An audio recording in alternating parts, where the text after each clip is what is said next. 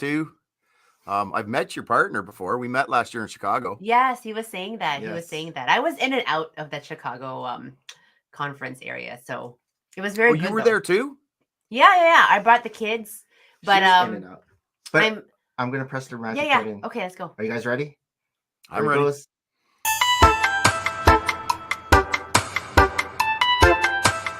Ready, set, let's go. Let's go. Friday. Woo! Yes. It's Friday night. This is where we get our groove on. I'm in. And we are live. Hi, everyone. I am Nick. And I'm Maria. And today, our special guest is... ScottyRotten68, I suppose. ScottyRotten68 is the actual name. ScottyRotten68. With my co-star SpongeBob. Very cool. Hello, everybody. Hello. How are you? Cool. Welcome to Full of Bricks, Season 5, Episode 8. And today is March 1st, 2024.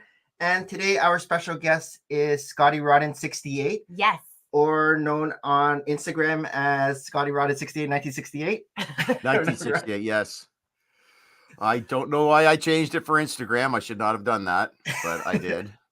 I wasn't sure if someone already had ScottyRotten68, so that's why you put the ScottyRotten. Who else would have? I can't remember now when I did it. I can't remember now when I did it why I did that, but that might have been the reason. Yeah. So we're guessing someone reveals their age in their handle. Is that correct? It's okay. It's okay. I'm proud of it. When people ask that, I jokingly say if I were born a month later, I'd be ScottyRotten69. So. Oh, okay. And which to be factual, I would not be, because that's a very 15-year-old name that I wouldn't go with. So we're not going to go there. 68 is fine. So our other co-host, No More Bricks, Harold, who you also met at Brickworld Chicago, he won't be able to be with us tonight. Yes. But he sends his regards. He sends his regards. But that's right. We were just saying how you and Nick met each other last year.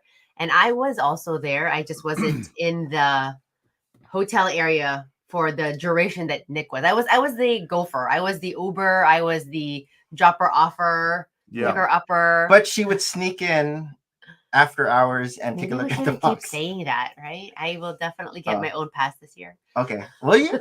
I don't know. Honestly, having been there last year, I'm going to be there this year. My girlfriend Becca, she's going to be with me this year too. Oh, cool. Having been there last year, I hate to say this, and I don't want to offend anyone, but quite honestly, I'll be there more for the people than the Lego. That's what the people are there for. Yeah, I think because I'm big on Twitch. I don't mean I'm big on Twitch. I'm big myself in Twitch. I spend a lot of time in Twitch. Yeah, I spend all my time on Twitch, and getting to meet the people I know from here, there in real life was the reason really to be there last year. I mean, the Lego was fantastic, but quite frankly, I can see it all on YouTube. Yeah, it's the connection with real people. It was the meals. It was the sharing of drinks. It was the sharing of meals. It was the hugs when we said goodbye. Yes. And I was just in AZ stream before this and talking about this, and I was talking about having met you. And I don't remember exactly the circumstances, but you and your friend there it was on the Sunday by the fire pit, and you guys walked by and you said something about Canada or something that I recognized. I said, hey, I turned around and said, hey, you Canadian? Yeah, me too. And that's how we actually met. Yes. Because you guys were on your way somewhere, and so were we. It was a very brief meeting, but I remember you said something obviously piped up. That's a very Canadian thing too. I forget what I said, but yeah, you're like, oh, you're Canadian? I'm like, yeah, I'm Canadian too. Yeah, it was exactly that. Yeah. Maybe you heard my A. A. The A is generic. If you do it intentionally, it sounds odd, but you'll notice it's naturally there. For sure. And over again, we always hear it's about really the connection within the community, and there's so many different pockets now of people, different social media streams, but then you just connect and you just like, hey, like it's really such a good gathering, so like of interests, and really it's the people, right? And we just continue to expand. And I mean, we've been privileged that we have this forum full of brick that we're able to like meet one-on-one with just different people, but all within this Lego community, right? Like, I'm sorry, I'm just shopping behind you. Like, what's going on? That's gonna be for show and tell later. This is what There's I gonna love. be a lot of show you and know, tell. when we see people, we're like, what's happening in their room? When I was sitting on the left. When I was sitting backstage, I was able to get a good view because I've seen your background before, but you guys are always sitting in front of us. So I was able to go everything you have there. I was like, well, I don't have anything compares to your flex there. I even saw what you posted the other day about your Ninjago City Gardens and the other one you'd put together. Oh, that's incredible. Incredible. I'll show that for show and tell too. It was the Megapolis and the City of Lanterns. Yeah. There I was able to I know. I keep on thinking that we're just going to run out of space already, and he's been very creative with space, I have to say. Because we've been doing the Lego since 2012, and it's just been accumulating in this basement. He got into it because of our kids, and our kids got out of it, and he's still very deeply into it. So I'm gonna bet Lego's not just in that room, is it? It's trickled upstairs. Some is in our bedroom. Yeah, I know. Some is in there's the map. The world map is like in front of our TV, the gaming room. Right. Kind of I kind of feel for most people the bathroom is the one room where you won't find it, and perhaps maybe the bedroom, but it does kind of get everywhere else, doesn't it? We have it in the bedroom. We have like the Harry Potter icons and the grand piano and it's all on my bookshelves. The wave, the great wave. Or he'll tell me, don't you just love orchids? Here, you can put this one. I have no more real orchids suddenly, and it's just the Lego orchid right now on our fireplace mantle. So it's in our house. It's definitely in our house. I think he's waiting for the kids to move out. I have bought 4 of the botanical sets at this point and not been able to build one because they all get gifted to my niece. Oh no, she gets to build them. So I've had the opportunity to own 4 of them. Never built one yet, though. Yeah. All of them were different. 4 different ones.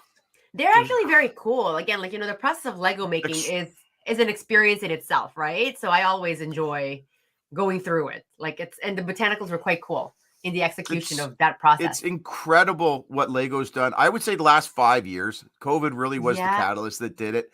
But for many, many decades, their motto, their whole business plan was built around playability and a play factor. And every set had to have some play factor and some sort of story. Even the little tiny sets had playability and a story to it. And it was all intended for children. And now that we're in the era of they recognize that we're not it's not only the parents that are buying it for their kids, but they're buying it for themselves. Just adults who things like the Rolling Stones logo, that's right. all the helmets and whatnot. There's no playability in any of this. It's simply display pieces. And but it's like nostalgia. Doing that. Yeah. Right. It's nostalgia for the adult. Yeah. Because now they've made it cool for adults outside of Lego to come in and say, hey, people that love Winnie the Pooh. Oh wow, look at that. There's a Legos set. And they always say Legos. There's a Legos Winnie the Pooh. That's okay. I think that's surmounted already. Everybody will just Lego or Legos. It's not a shameful thing for adults anymore. I remember back in 2012, my first time going into the Lego store by myself, I was still ashamed to say, I'm buying this set for me. I said, I'm buying this set for my son, even though it was like a huge, humongous one. It was an architecture set. Oh, okay. And a kid wouldn't really build an architecture set back then. It was like the White House. I found I would always say yes to the gift. Do you want a gift receipt? Oh, yes. And then eventually I got to the point where, no, this is just for me. And I would say it now. Yeah. Now I say, no, these are for me.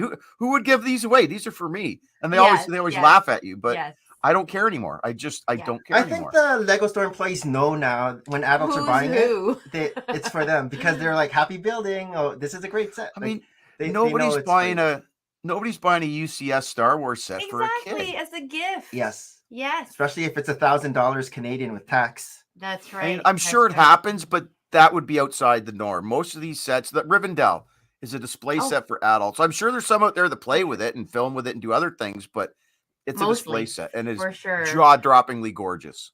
Yes, but this is it, right? Like Lego has been brilliant in that part where then the niche and the market and the purses have expanded, right? Because they're like, this is going to appeal to such a broad audience. And it isn't just parent gifting to a child or adult giving to a child. It is for me.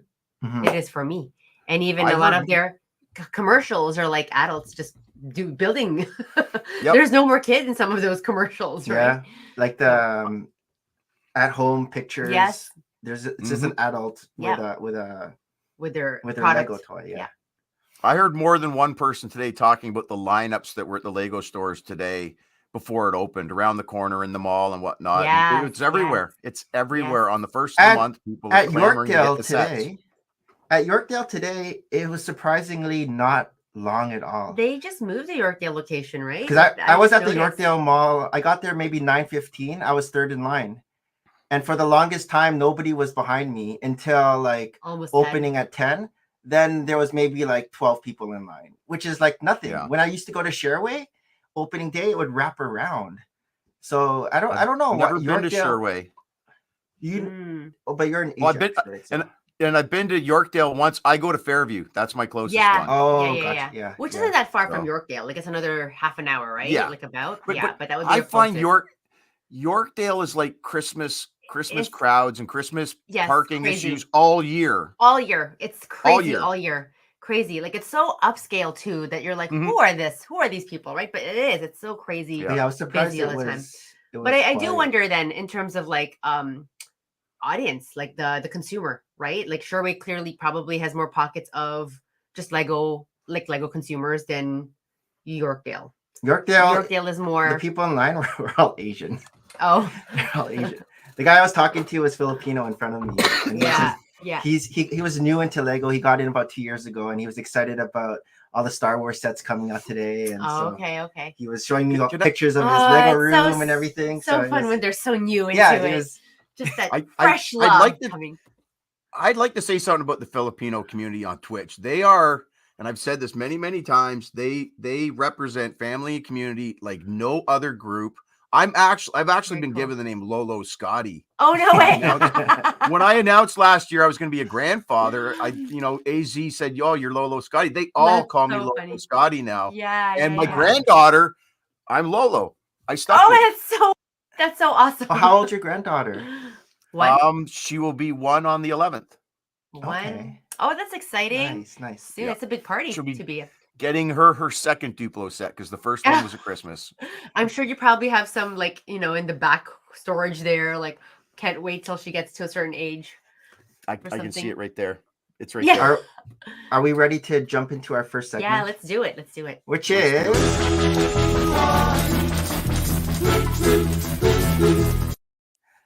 getting to know ScottyRotten68. Oh my goodness. So many things intriguing. So the first question, why is it rotten? Is this nickname? About 30 years ago, I was at work and we were running a job, just setting up color. And I was working with a guy whose name was Smitty. And being Toronto, we had Q107 on. And Neil Young's song, The Story of the Johnny Rotten, was playing. And Smitty turns to me and he goes, "This song should be called The Story of Scotty Rotten because you're Scotty Rotten." And it stuck like glue. And I've been Scotty Rotten for 30 years now. He coined it that day and I've stuck with it. So you've always been Scotty Rotten. And this name is really from work. Like people call you this. Yeah, more than half my life I've been Scotty Rotten. Yeah. Oh, okay. So did you have the ScottyRotten68 handle even before Lego? Was that a Twitch handle before? No. Honestly, I was not on social media or online at all before Twitch. I had Facebook way back in the day. I dropped Facebook in like 2010. And from 2010 until 2021, when I found Twitch, I was a hermit on my own, renting an apartment and collecting Lego. And then I found Twitch and it kind of saved me. It really did. And any social person suddenly became a social person. Yeah. And so I found my community. So how long were you collecting Lego before Twitch, before you got into sharing it with everyone? Well, when I was a kid, like I can't remember my youngest set. There's pictures of me when I was 3 at Christmas, and every picture I'm holding a little white Lego helicopter. So it was my parents that did it to me young. Cute. But I do remember 1978 getting my first minifig set, and just it blew my mind because that was the year after Star Wars came out. Yes. So Star Wars was the first thing that changed my life. Then the next year we got Space Lego. And all of a sudden I could build spaceships with gray angular pieces. I literally at that point took my bricks and put them away and segregated them. My 2 old collections are still segregated. I've got my original, like just bricks and windows and things from when I was little. And then I got all my space stuff from after that. And then I was about 15 or so, and I asked for some big set for Christmas. My dad sat me down and said, "You're too old for this. It's time to grow up. You're a young man now." And I sheepishly listened to him. And the 2 things I loved as a kid, building plastic models and Lego, both went away till 1999 when Lego came out with Star Wars. Yeah. And I read that in the paper, and my 2 favorite things had come together. I literally went down to Zellers and bought the snow speeder that day. And that's been it ever since. Ever since that day, 1999. That's like on you. Like it was. So you've been into Lego for so long now. 1999. Wow. With a 15-year dark age in there. Yeah. Sadly, the models never came back. The models never came back because I don't have the finishing skills to do models to the degree I would like to see them finish. Because you see what people can do with plastic models now. It's amazing. Amazing. Like Harold's all into his modeling and everything, so it is. What kind of modeling would you do? Always World War II prop planes. No, just World War II prop planes. I still have a backlog of sets from when I was a kid. Oh, wow. Is that with glue or just you can push them together? No, like 1/32 and 1/48 scale with the contact or the cement. It's not actually glue, it's cement they call it. But yes. Cement. Okay. Oh, that's cool. And the paint jobs I would do on them back then were horrible. I mean, I can see the pictures. It's just So that's why that never came back. Yeah. And did you go through those professions then? Like you seem to be like a builder, right? Like this is something that's really in your wheelhouse of interest. Actually, no. I'm a what I call a bum printer. I'm a newspaper printer. Oh, okay. A dinosaur. You got that adult job. I did. Sadly. Right. But it's good that you got into Lego just on your own. Like it wasn't because you were triggered by a child, right? Like you just saw 2 of your passions together. And again, during that time, like I feel like, again, we were talking about this, about the nostalgia that Lego or a lot of brands promote nowadays. It's really us. We're the consumers. Like I'm wearing a She-Ra like jersey, right? I grew up on She-Ra and He-Man and stuff like today that. We're wearing He-Man and She-Ra. I see that. Yeah. I didn't recognize what it was. Now I see it. Like we're totally the consumers for this. We're totally the consumers for this, right? And what triggers our childhood memories for sure, right? So in your case too, you were just really like answering that call. You're answering that call of I got Lego, I got Star Wars. Where is this? And I love how you have Zellers right there as a reference to I know Zellers. Yes. Well, the truth is at the time I was going through a breakup. My wife and I were breaking up and I was living at my mom's place even at the time. I was there for a few months. And this is when the Zellers thing happened. I went out and I actually kept them hidden under my bed because I wasn't about to tell my mom I was buying Lego while this was going on. And I certainly wasn't telling my wife. Yes. And once all that settled, I realized I had a problem with Lego and I've just been buying ever since. I have tubs and tubs and tubs of Star Wars sets simply in storage up at the family cottage. Oh, wow. Yeah, for sure. Because I don't know where to display them now. But this is it. We are the people. We are our people, right? Like when we say tubs and tubs and tubs, like we're sitting on a pool table and there's tubs and tubs and tubs underneath here. But they're organized. Sure. Of Lego, like that's beyond like what's displayed, right? Of course they're organized. I mean, what is unorganized brick out there? Parts. That's okay, yeah. Mm-hmm. And the unique thing I've discovered about Twitch, and more recently than even earlier, is the people that are coming onto Twitch and discovering the Lego community there are full-fledged Lego people themselves. They've got a basement like yours. They've got a Lego city. They've got a room full of Technic. They've got whatever, and they've caught the vibe that there's this community out there. And they come in as like full-fledged Lego AFOL members and just enhance the community. There's not many people that just are interested in Lego and I thought I'd check this out. No, it's people that are already well-versed in Lego coming in and really enriching the community. And that's what I've been seeing the last couple of years. And so what amazing. Made you enter Twitch? Like, because to me, like a Twitch is like a gaming, more of a gamer's. Yeah, why did you choose Twitch as opposed to YouTube? Yeah. I didn't. It was the local brick shop.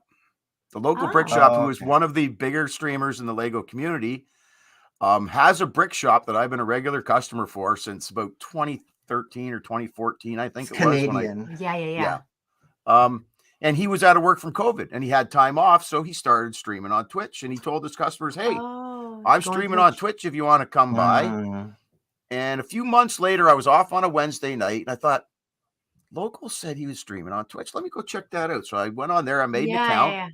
I found his account, went there, followed him. And to this day, if I go into stream and I do my accountage, which shows how long your account is, then I do followage, which shows you how long you've been following that streamer, they're exactly the same. Okay. Because I made my account, then went right to the stream moment. first. Yeah. So they're always going to be connected that way. That's your and anniversary. after about 8 or 9 months in the community, and from people bugging me and urging me, when are you going to stream? Because all modesty aside, I'm a kind of a joker and a banterer, and I really found my place in playing around in chats and streams. Yeah. So I decided to give it a go myself, and absolutely fell in love with it. Because I sit here, and people come in, and we chat, and we banter, and we listen to tunes, and build Lego, and build Lego. It's hanging out with friends. It's just been life changing. I found my life partner through Twitch. Oh, awesome! Oh, okay, that's a great. She's here next Friday. Speaking of the UK next. Nice. Next Friday. Yeah. Okay. Yeah. Our 5th visit together in a year. Amazing. Speaking of friends from Twitch, I think we have some in the chat. Yeah. Just so I'll say hi to a few. We have Oaktown Bricks. Hey. We have Jurassic22. He says, Scotty, I think maybe this is someone from Twitch. He says he's not sure. Is it? No, not. I'm trying to find. They said their handles in here too. And then there's also AJ Cass from I think AJ Cass says it's Puck. It's me, Puck, Scotty. Do you know Puck from? Oh, it's Puck. Yes. Yeah, I'm just opening up Twitch now so I can see the chat myself. Oh no, this is the chat on YouTube. On Full of Bricks. Ah, okay. All right. Well, let me jump over to there then. And then I think who is Shipwreck Bricks? That's Puck Boy. That's my Puck. Good friend. That's Puck. Okay. Yeah, that's Puck. And then do you also know Jurassic22? I do know Jurassic22. He is one of the local brick shops. He's been local brick shop stream longer than me. One of his mods. Well, thanks for everyone for popping in and joining us as we chat with ScottyRotten68 tonight. And getting the lowdown. So as we said earlier, Harold, NoMoreBricks, and myself met Scotty Rotten at Brick World Chicago last year. Was that your first Brick World Chicago? It was my first, yes. Was that your first Lego convention? That was my first con of any type. Oh, okay. Oh, of any kind. Oh, cool. And how did you find it? How did you like it? Not to get into hyperbole, but can I say life altering? It was incredible. Wow. It was incredible. Just getting to know and to meet so many people I'd known over the previous year and a half was just incredible. As for this year, we have our hotel room booked, but we still haven't bought tickets for the show yet. Oh, and I'm not sure that I even will. I'm happy to just stay at the hotel. Yeah, we're in the Renaissance this year. Just stay in the lobby. Who's gonna run into you? Yeah. I mean, there's going to be everyone that was there last year, plus there's going to be a boatload more. Approximately how many Twitch streamers were at Brick World Chicago that you can guess that were like 20 I knew 20, maybe 30, perhaps even 40. There was a bunch there. There was a bunch there that I didn't know that I realized were there from Instagram posts and their streams and everything. Once I got back into the community, there was a lot of people I didn't meet there. There was a lot of like bigger streamers, like Girl Bricks a lot and Emma. I met both of them accidentally. I was standing at the bar getting a drink, and I turn around and Emma's wearing a classic space jumper. And I'm like, hey, I've got that tattoo, and I showed it to her half drunk, and she was there with Girl Bricks a lot. I don't think neither one's really on Twitch much. They're really, really big on Instagram and YouTube. And I clumsily introduced myself to them, not knowing who either of them were until after the fact when I saw their pictures. Like, holy crap, I talked to both of them. Oh my God. No, but they're so cool though. They're so cool. They are. Yeah. They really are. Yeah, that was our first Brick World Chicago as well. And again, like you said, meeting a lot of people for the first time was awesome. It was great. And he brought exhibits, like he brought something to exhibit, and we were just like lining up, right? Like, and just in the lines, like me and Harold were like, do you know that guy? Do you like people's faces just look familiar? And we we just couldn't pop the name right off the bat, right? We're like, they're staring back at us. Okay, let's stare away. Maybe they're staring because we're staring. or again, there were like enough Lego masters there that my brain wasn't thinking sometimes. I'm like, oh my God, Nick, we know this guy. And I would be like talking to them, and Nick's like, no, we don't know them. You know them. We don't know them from TV. They're legit from TV. You don't know them but again, like I feel like a lot of the Lego masters, like, you know, the people from the show, like you chat with them and they're very, again, like very accommodating, very welcoming, just very chatty. No disrespect to any of them, but I've never watched Lego Masters. Oh, okay. Well, that's a bit of a lie. I did watch the very first episode of the British one. Oh, yeah. Oh, the did not impress me at all. I don't like reality TV format. It just feels so phony. And at that point, I decided, I don't want to watch this again. And I have literally never watched another episode. No disrespect to any of the people that have been on it. Yeah, no, for sure. To be fair, I don't watch really any TV anymore. Twitch has become my TV. You're a social, your social entertainment and source and stuff. Even like Netflix or Disney Plus or anything like that? Well, Becca, my girlfriend in the UK, when we do have time together, the TV we do watch is her and I watching things together on Discord. Oh, okay. Oh, Discord.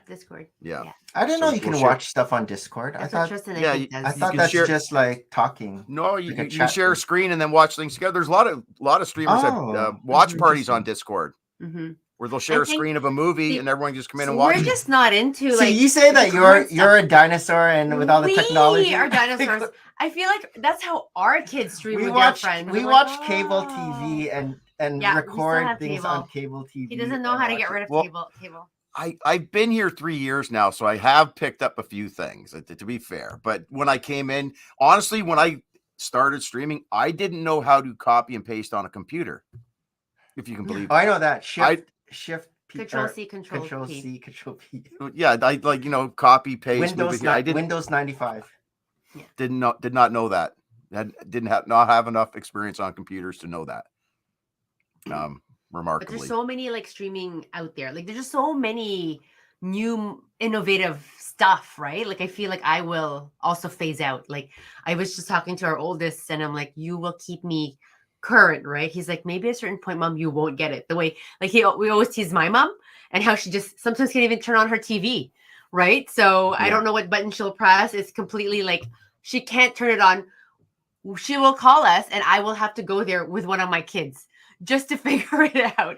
And they're like, oh, you just do this and boom, it's on. So I'm like, I don't know what they know. But my mom still has a VCR on top of her CRT TV with a flashing 12. I love it. Yeah, I'm not lying. I'm not kidding. Yeah, she won't get a phone. We still have our VCRs on each TV. Just backup to our backup. Like if backup to our DVD. If the Wi-Fi, if like the if Rogers died. Well, it's happened. Like our Wi-Fi's been dead, and then so we have no TV, and then maybe we should read. We'll just watch a DVD. Read? What's that? Yeah, under reader.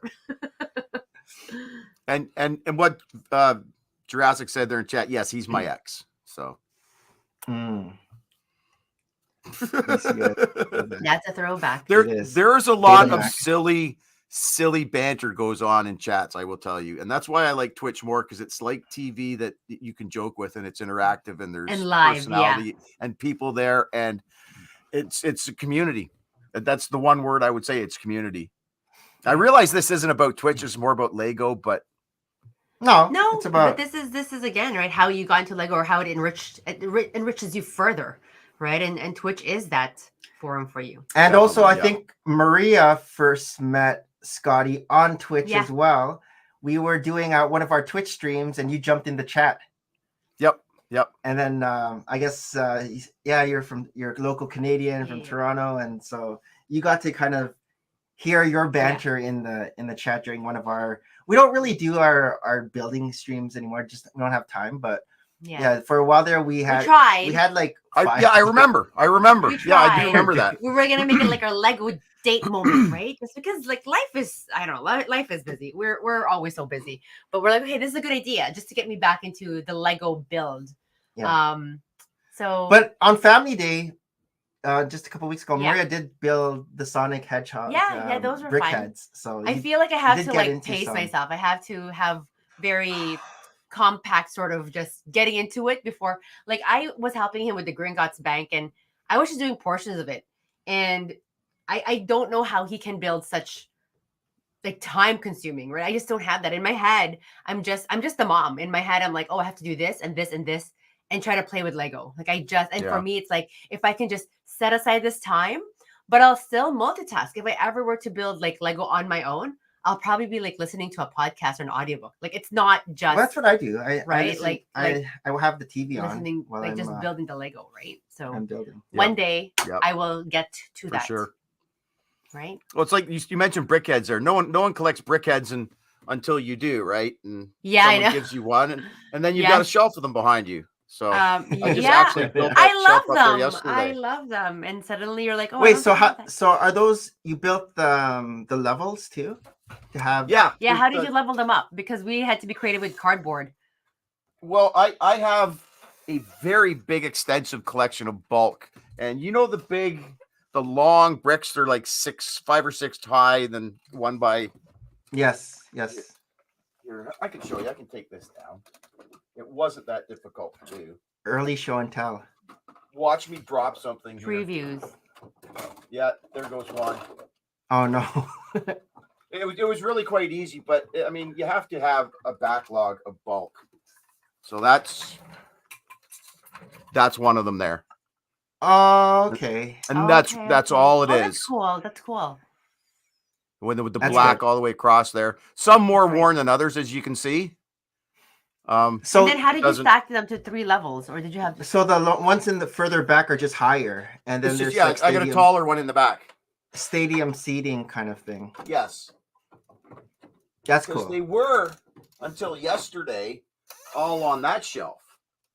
And those, I wanted to get all those mechs back up there because the brickheads on that, well, you can't see that shelf really, but the brickheads on that shelf left a great big white space above them.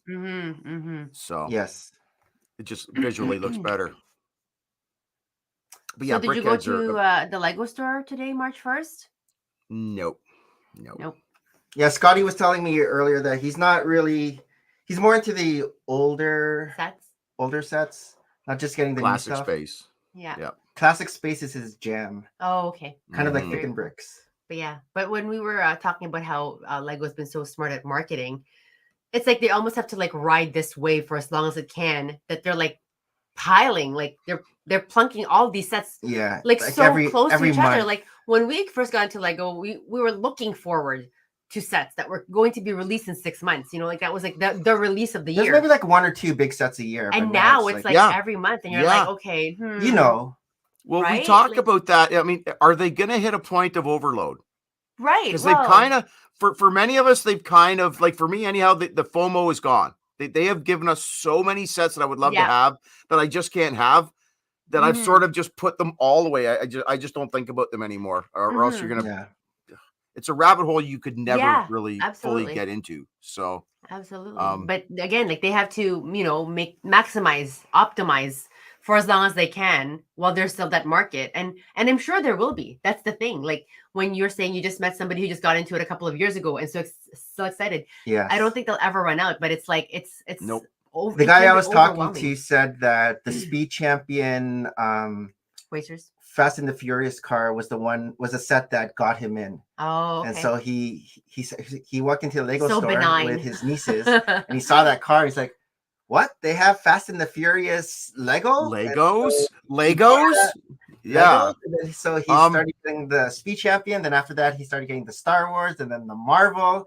So I'm like, it's a slippery slope. You're going to start getting different things now. And I think nostalgia was their route to people outside Lego. For sure. Fast and the Furious people will get into it for the cars. Winnie the Pooh people. I bet you half of those Rolling Stones logos were bought by 75-year-old men's wives because they saw, Joe would love that. He's been a Stones fan for 50 years. It's Legos, but look at it. It's really cool. And I guarantee you half of them were bought by those people. Yeah. The Harley Davidson probably went the same thing to Harley people. They would never bought Lego before. Right. But even like it's interesting, like all the the sitcom shows, the Friends set, The Office, Seinfeld, Queer Folk, and also Big Bang Theory. Yeah, like there's that market for those who else can we pull into this world? I think Central Perk from Friends brought in a lot of people It's kind of like just before COVID or after COVID. Mhm. That was one of the sets that brought a lot of people in. Yeah, I've got Big Bang, I've got The Office, I've got 2 Seinfelds, and Becca has the Seinfeld. Friends sets. The only Yeah. one of those we Okay. don't have is the Queer Eye. Yeah. Yes. So And that was we'll a have fun them all set. displayed somewhere. Yeah. So that one had all the white masonry bricks in there, even for a Yes, party pack. It was an yes. amazing Yeah. set. and even the torsos for a lot of those minifigures Yeah. are very, very Really, colorful, unique. really cool. Yes. Yeah. Yes. But you can't So buy everything. So we have a question here. Jurassic22 says, ask Scotty about the 1997 UFO sets.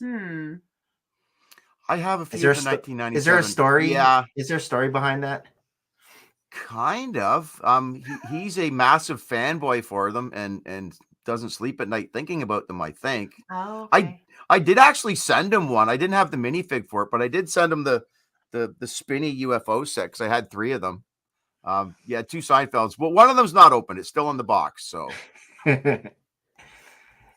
yeah, a reason for 2 Seinfelds, I would think, would make the whole apartment. But in the show, you don't really see the whole apartment. You just see what you see in the set. Yes. You don't literally even see his bedroom or anything. There was one that was on sale for less than it was. I think it was less than retail at a local shop. So I bought it and I just kept it in the box.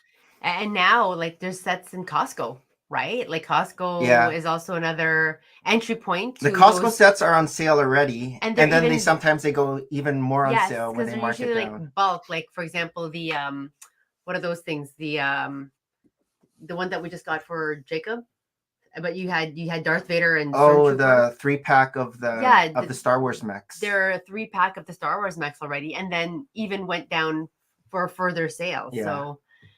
That guy Jurassic. Is that one of the ones you like, Jurassic? Is that one of the won't UFO? Focus, will it? That's the minifigure for one of the UFO sets. Yes, it won't focus. I don't have a very good camera, so sorry. So something I noticed just when you first popped on, you have like a very good voice for radio voice. You notice it too? Yes. Like a very nice good, and like, I don't know if it's a radio voice or the tenor. Really? Is it are you used to like talking like MC? Well, he says he's chatty on Twitch. I don't know. I am used to talking now. I've been told I have a good voice for reading books in silence. Yeah. But it's very soothing. And is it your clear. microphone very much. Or is it Thank you very much.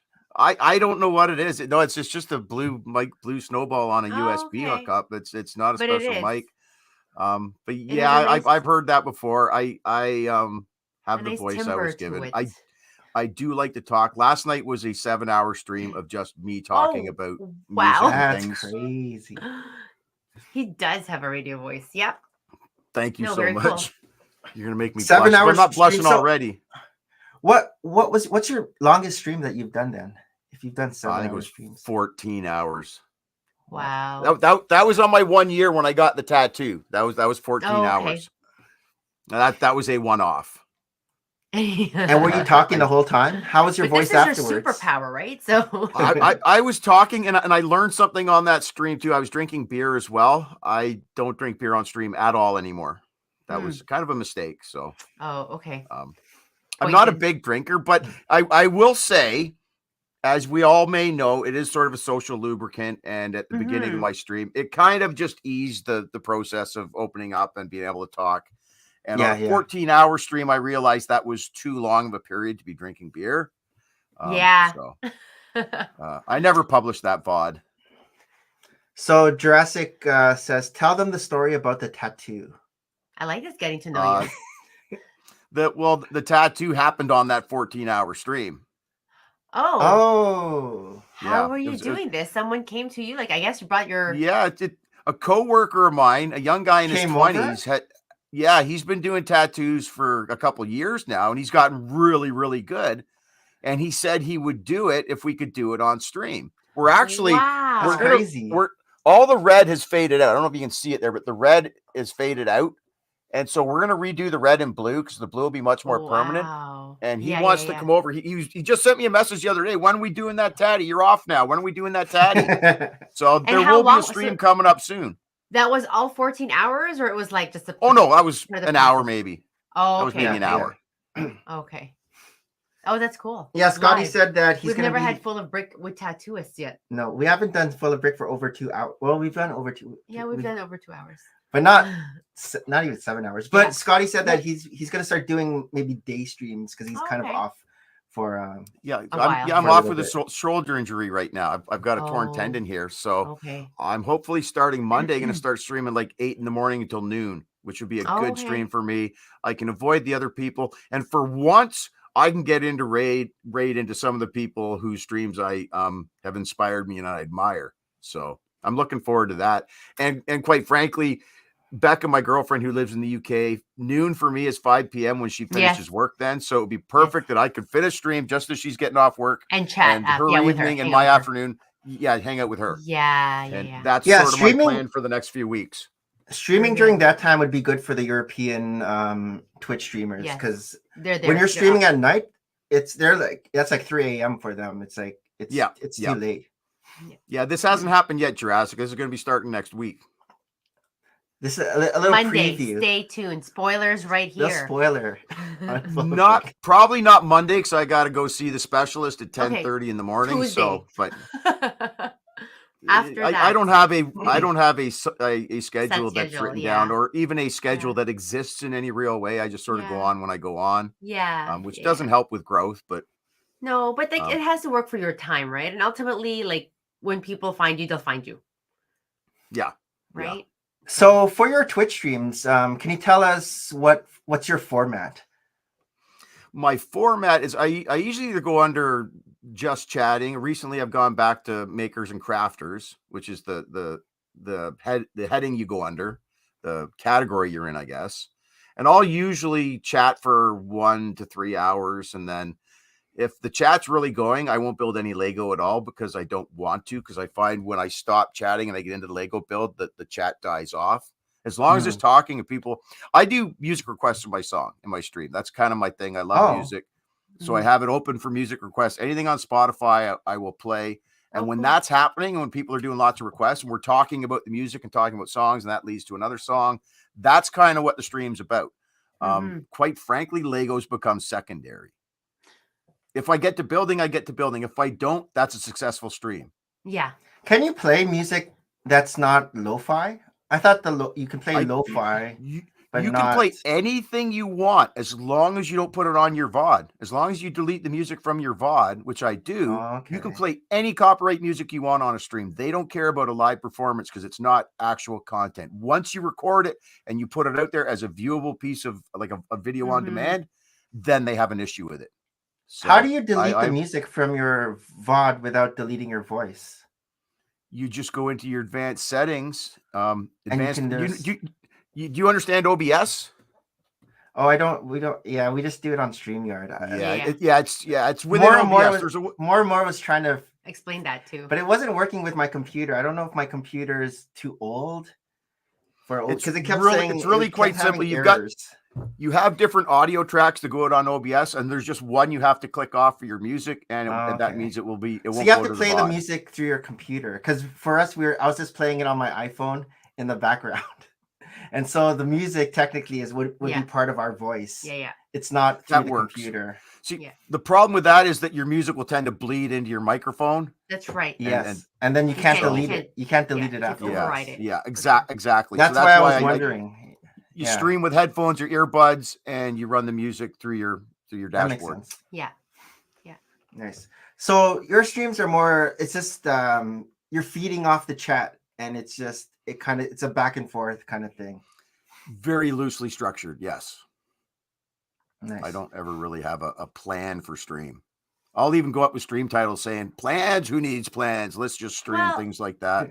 Yeah, but I think part of that is it has to appeal to you, right? Like you won't be able to have the staying power for 7 hours if you feel like you're forced to. If you don't have the energy, exactly, and enthusiasm. So it has to. You go first. I aim for 4 hours. 4 hours is always my goal mark. If I can hit 4 hours, then I feel it's okay to raid out. I was about to raid out the other night, and I had a raid come in. And the unwritten rule is if you get a raid, you keep streaming. Right. And so I got a raid that then drove the conversation. And then later on, I had another person come in Spirit Music, who is a fantastic streamer and a music guy who plays music and like writes stuff on the fly on his stream. He's incredible. He comes in and we start talking again. I said, geez, I was just about to raid out. He said, oh no, you go ahead and raid. He said, no. The good conversation will always delay a raid. Yeah. And that's how I ended up going 7 hours last night. That's how you keep going. People just kept coming in. Yeah, you keep going. But this is it, right? Like you don't want to miss the opportunity of like that next conversation, that next talk. Well, it's like Brick World Chicago. Zeitgeist. Yeah. Yes, Brick World Chicago. You turn the corner, you meet another person, you have another conversation, and you're, like in your head, oh, I'm going to go back to my hotel room. Take a nap. You turn the corner again, you meet someone else, another 15-minute conversation. You turn the corner. And then you're like, oh, it's ready for like the night's stuff now, right? Yep. And again, Brick World Chicago will be about the people. Yeah. Did you fly last time? Like we just drove. No, we drove. Yeah, I'll drive. Yeah. I'll drive. Yeah. See, Becca's flying in from the UK, and then we're going to drive from Toronto. Okay. So not only I get a 10-hour road trip with her both ways, which I'm super looking forward to because that's just time together.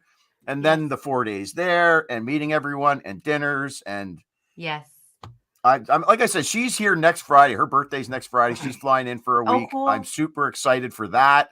She's going to meet my mom for the first time. Very bunch of stuff going on. We're doing a dinner with some other streamers from the community, some other people from the community. We're doing a big dinner at a cool place in Toronto.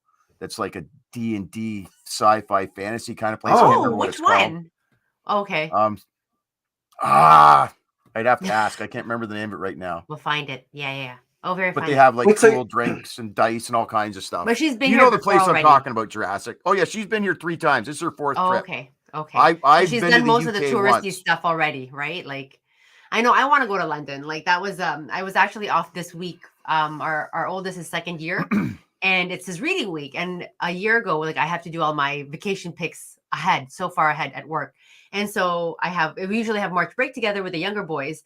And then I'm like, oh, let's see if I can do like a week off with the older guy, see if we can go somewhere. But the reality is I can't just leave the 2 younger kids, right? Like it's still us like tag teaming, like who takes them to school and whatnot. And sometimes even the older guy helps us bring them to school. So, and in the end, like he's too busy. Like reading week is actually reading. He actually has to prep for a bunch of like labs and things like that I ended up just. He's at Sheridan taking industrial design. Yes. So he has I just kept the Monday and the Friday as my day off and just went to work, the Tuesday to Thursday. And I have intention, but we have one of my best friends live in London for the last 10 years now, and we have yet to go over. It's one thing traveling through North America and maybe able to drive to Florida or Chicago or even fly within, but to suddenly bring a family of 5 across the pond, it's a lot more to execute and to fork. Oh, I can imagine. Right. It was enough to just take me across the pond. So yeah. Let alone I hear things are more expensive there. But like I said, I love reading, and there's so much literature, more like a lot more writers and authors, from the past that I would love to visit their home base there. Tiny museums like that.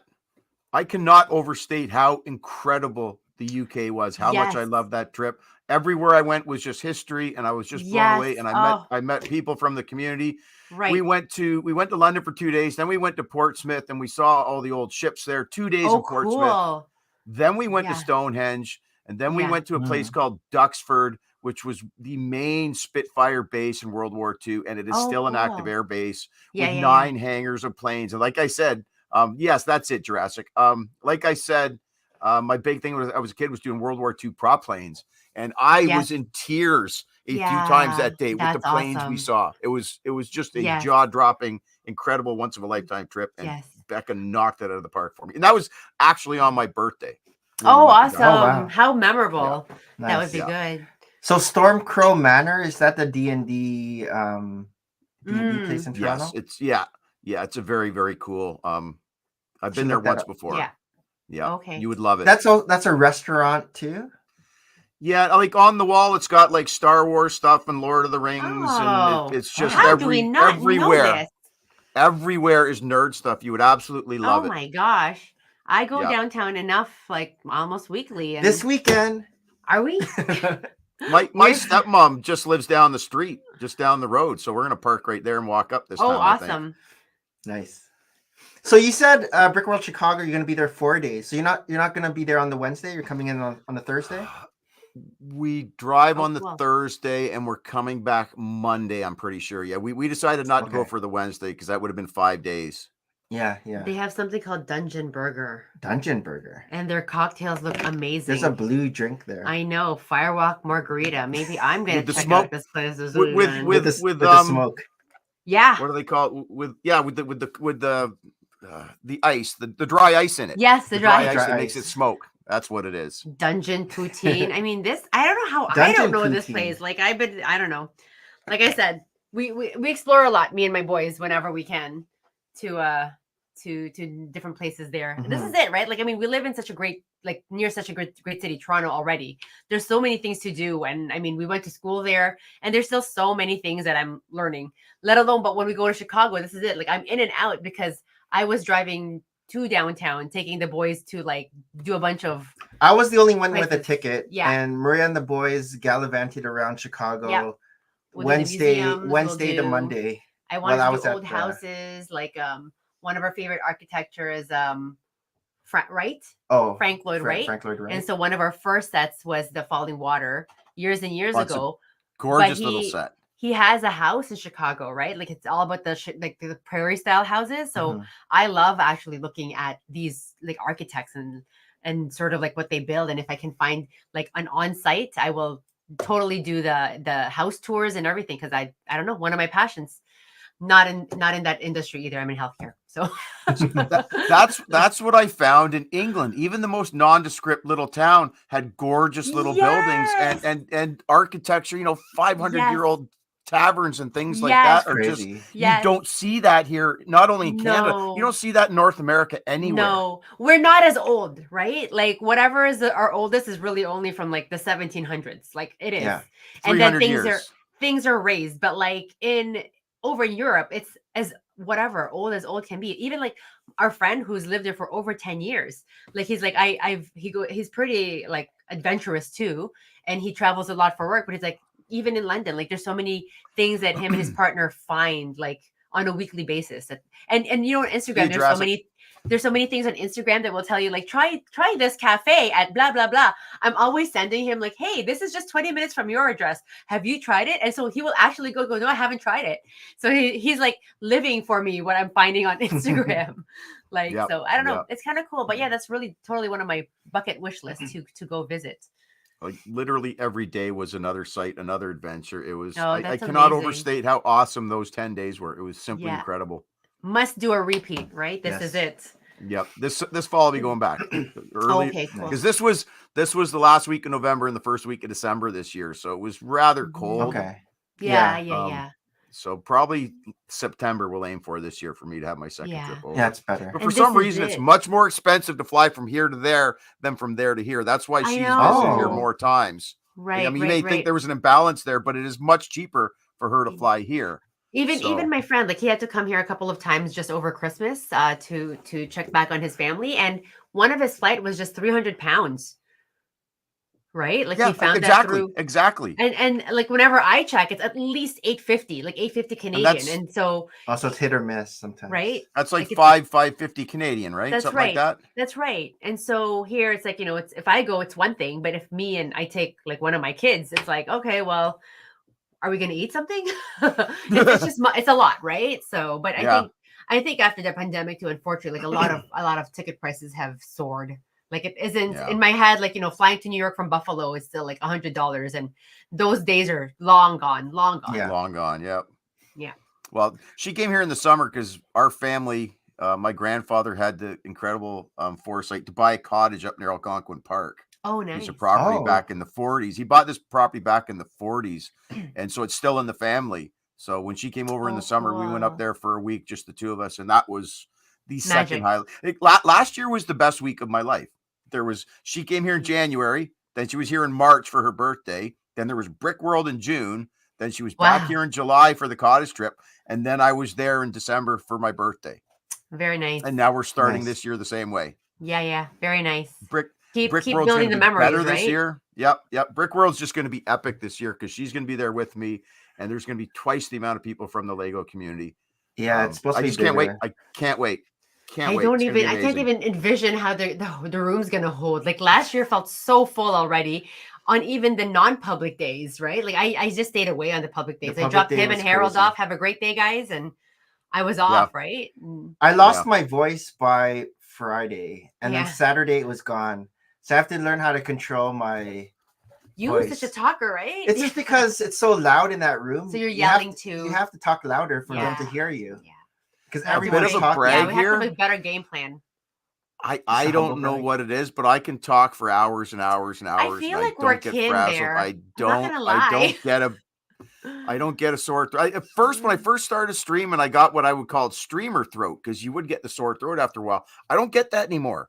I guess I've gotten so used to just talking. Yes, exactly. Your immunity. You've trained your vocal cords. It's phased out. You've muscularized it. The thing that can be difficult on Twitch, and I'm actually rather good at this too. I'm not a narcissist. I keep like giving myself. Don't worry. Hey, this is about you. This is getting. There's times getting to know. There's times when chat just dies and people aren't responding. There's not much going on, and you have to keep talking. And you resurrect. Talk about the songs. Tell stories, talk about the build, talk about something. You've got to keep the conversation going, because it seems to me on Twitch, when you stop talking and the air is dead, you've got a dead stream. Yeah. And people won't sit there and just watch you build.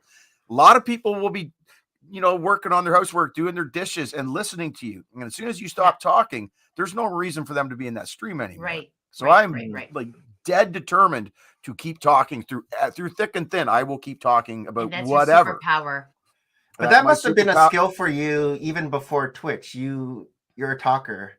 If you're at a party, you're the guy talking. Yeah. It's both a gift and a curse. It is both. It's a gift. Let's just say it's a gift. I feel the same. We'll say that. Yeah. Were you that boy in class that the teacher would be like, "Where's the bird cage? Scotty, quiet down."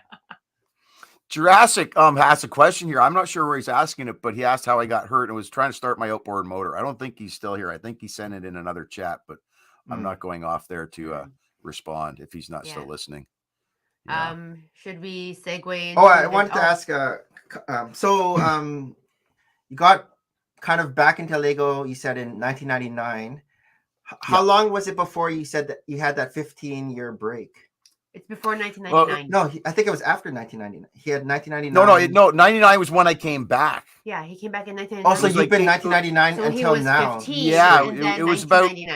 It was 83 or 84, one of those two Christmases. I would have to go back and look at the Lego Space catalog to see what sets it was, what year, and then I could determine, because it's one of those 2 years. I can't remember anymore. So he's been in. It was 14 or 15 years. Yeah. So no breaks since 1999. And like sets like this were from that dark period, and I find now I'm drawn mostly to sets in that 15 years that I didn't get back then. Yeah. So since 1999, what were the sets that I guess your favorite sets that you have since 99 onward? What's the best era? Top 5. What's the best era? I don't even know.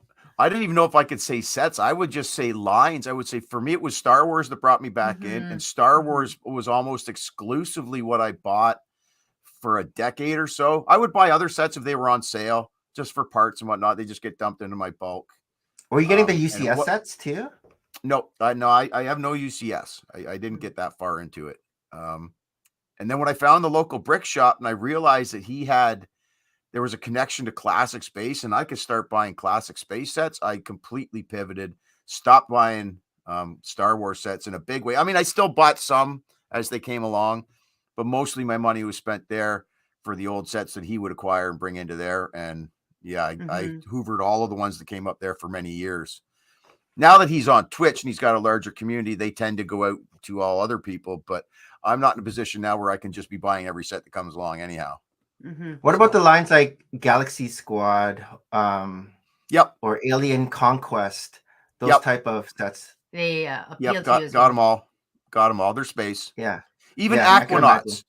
Even Atlantis. Atlantis, Aquanauts. Yeah. Anything where you're in a suit and a mask is, to me, space. That's the jam. So even the CMFs, we had a lot of CMFs that were space-like, even like villain space CMF. That sort of segues to that plate right there. A lot of those are CMF space figs. Nice. That's going to be for show and tell. Yes. I guess we could segue into our next segment, which is Share Your Stories, Share Your Stories, Share Your Stories, Weekly Recap. Weekly Recap. Oh, I've got stories.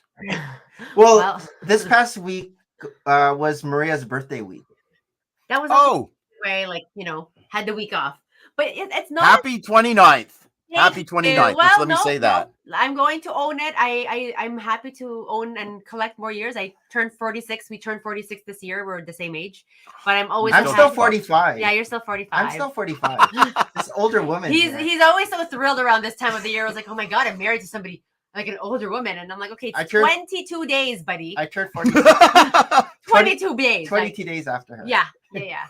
That's pretty close. Yes. And so even like starting last weekend, like, just I've had several girlfriends, very blessed to have several girlfriends just treat me in different places individually. And it was a good time to always catch up, right? And what were the different free stuff that you got on your birthday? Oh, yeah. I don't know if you are into birthday freebies. I am heavily into birthday freebies, like beyond the Starbucks, right? You get the Starbucks. If you have all these apps. So the Starbucks coffee has always been a thing for me. So you got a free Starbucks coffee? Yep. Or you just have to go up and show your driver's license? You have your app. No, you're the app. They scan it. It used to be a range, actually, like a week range with Starbucks. But over the last few years, it's really been condensed to your day of birthday. So you get really full on. I get really full on just like I feel like liquid calories on my day because there's that. There's Booster Juice. There's a few bubble tea places that if you are a loyal member, they'll also offer you something. Drinks. It's mostly drinks. Like the Bundt cakes. Oh, they're one too. They've given me a little bit of something. Cinnabon used to be on that roster, but they've removed their. What? You get Cinnabon for your birthday? A Cinnabon. Baskin Robbins used to be a cone, but now it's buy one get one free. And you're like, have you ever taken advantage of these birthday freebies, Scotty? Timing myself when to. Not in a long time. No. And it's not in a long time. And I just feel like it's my tradition, right? It's like, okay, like what time do I get this? And am I hungry enough? But it's like Boxing Day. You have to schedule out what stores you're gonna go to. But more often than not, if like my kids are with me, it's like, okay, here's the bubble tea, right? Like it's what you guys want. It's for them. So have you guys ever watched Parks and Rec? Have you guys ever watched Parks and Rec? I'm kind of like Ron Swanson with birthdays. Oh, what's the joke? I don't tell anyone when it's happening, and nothing happens on my birthday. Yeah, I do like birthdays. I know your birthday's in December. Yeah, I don't know. Well, I was in the UK on my birthday this year, so that wasn't possible. But Becca has told me, and I kind of explained this to her too. I mean, I was single since 2010 on. I haven't celebrated my birthday in years. My family forced me on my 40th and my 50th. Family. She says that's done. She says that's over. That's over. We will be celebrating your birthday every year now. And I'm like, okay, all right. Now I have a reason to, though.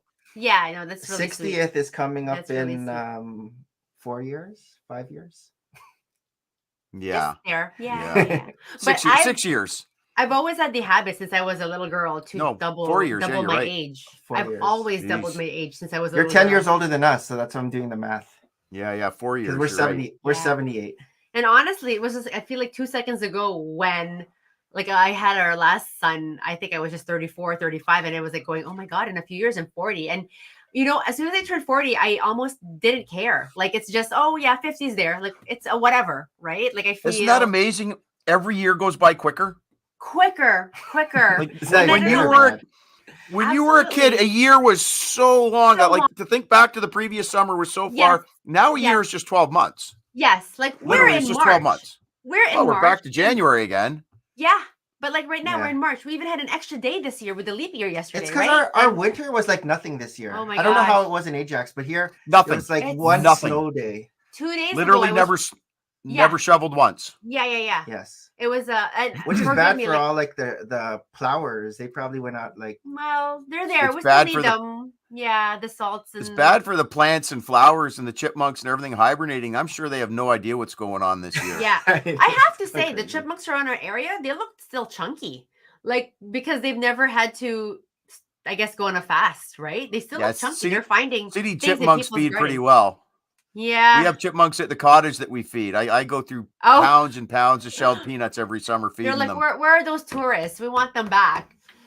No, but For sure. So for your birthday, we went to the Hot House Cafe. Have you been to the Hot House Cafe in Toronto? Nope. It's a nice brunch I've on heard of Sundays. It's a buffet on it's probably my favorite buffet brunch. They serve dinner food for breakfast. Like lasagna. I love it. Lasagna. But you can also have like your barbecue eggs and your bacon and your sausage. Yeah, they still have your regular ham, right? And your breakfast, waffles. And I'm very much a fan of breakfast for dinner. I don't know if I've ever had dinner for breakfast. But they do. So we went for like 10 o'clock, which is when they open, which was really early for us. Usually we'll go closer to noon. But usually there's a huge lineup. And it's almost like weird that they're like, okay, well, you guys have been here before. You guys can just go. And you almost didn't want to like upturn the buffet, right? We were the first person to open and cut into the lasagna. Like, this feels wrong. But it was good. It was very filling. Yeah. Lasagna is if you want to bring your girlfriend there, Hot House Cafe for or is it on Front Street? Front Street. And Sundays are their brunches. So what is it? Front End church. Front End Church.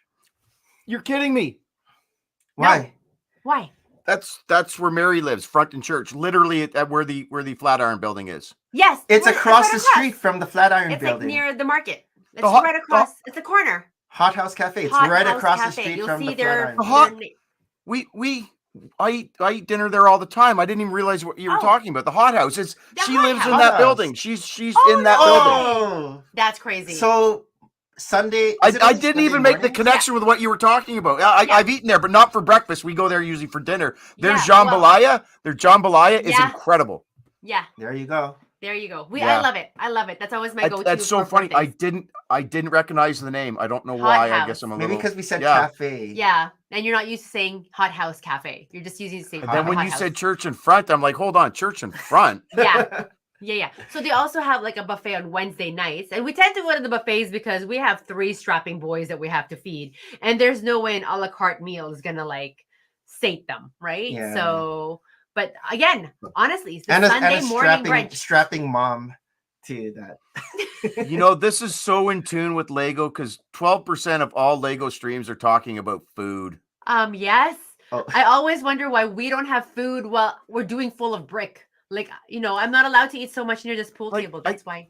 Back again to the Filipino community. I went to Jollibee's because I heard, they have great food there, but it's really just burgers and chicken. Yeah, it is. I want to try the other things I'm hearing about from Fred and AZ on stream. I want to try this stuff, but they don't really have ethnic food there. There's so many places in Scarborough. There really are. In Toronto, by Yorkdale, there's Little Philippines with all the restaurants. On Wilson, it's like little Manila, where they have like all the chop houses. Little Manila. Yeah, sounds like a rapper. But it's really growing. But I mean, Nick's born here. I came here when I was a little girl, and right now we're seeing quite a surge also of Filipino restaurants coming into their own, right? Versus before, it's like you get your Asian and it's mainly Chinese cuisine, but now there's even Seafood City. But Scarborough, you're closer to driving to Scarborough. They have something called Seafood City, and it's a grocery store that's really dedicated to Filipino products. But they also have like a hot house, like a hot meal there. Like you can just pick and choose. Yeah, awesome. Right? Like cafeteria style. Again, highly recommend if you want to try that. But even wherever we go. I've been turned right on to the spam and eggs with garlic fried rice. Yep, that's pretty. That's pretty good too. Yeah. Wow, that's good. But the garlic fried rice, right? Like that's. It's got to. Yeah, it's got to be the garlic fried rice. Yeah, because I had just spam and eggs the first time, and then Fred Nudo was like, you got to do the garlic. Yeah. So I asked him how you do that. So it's a little bit of garlic. No, I'm guessing you use butter. Yeah, I always use butter. I use butter. Okay. I use butter, but I actually have I know you can fresh garlic is one thing, right? But they have just the jars of preserved garlic because sometimes I'll just do that, like a spoonful of it, fry it up in butter, and then add the rice and my kids love it. My house the jar of chopped. Yep. The jar of chopped garlic is essential. Yeah. I get the Costco version. It's like this size, Costco right? Version. It lasts. And it's good. Very good. Garlic's What's the closest Costco to you in Ajax? You have one. Is there one? We have one. I don't have a Costco membership. Being a single guy, I just don't have the need to go there. I really know I should, but it's one of those rabbit holes because I've been there with friends and I've seen the deals they have. Yeah. I kind of want to avoid those $400 shopping trips if I can. Yeah. I would do that too. Like, we just had a big Costco purchase this week as well. Oh yeah. Wait, no, but I'm saying like even if you have a gas station in your Costco, I think that even like is worth the membership. Well, you know what's funny? Where I work, literally right next to the property, right next to where I work, just built a Costco, and where we come in to park in our underground is right next to the gas station. Oh my God. Yeah. But like I'm really debating it. Yeah. Like was it 10 cents cheaper at Costco? Yeah, 10 cents cheaper. I mean, you can do ESSO points too, right? Like I'm sometimes too lazy to go to our Costco, which is like 7 kilometers away, but an ESSO, I'll use my ESSO points to get that down.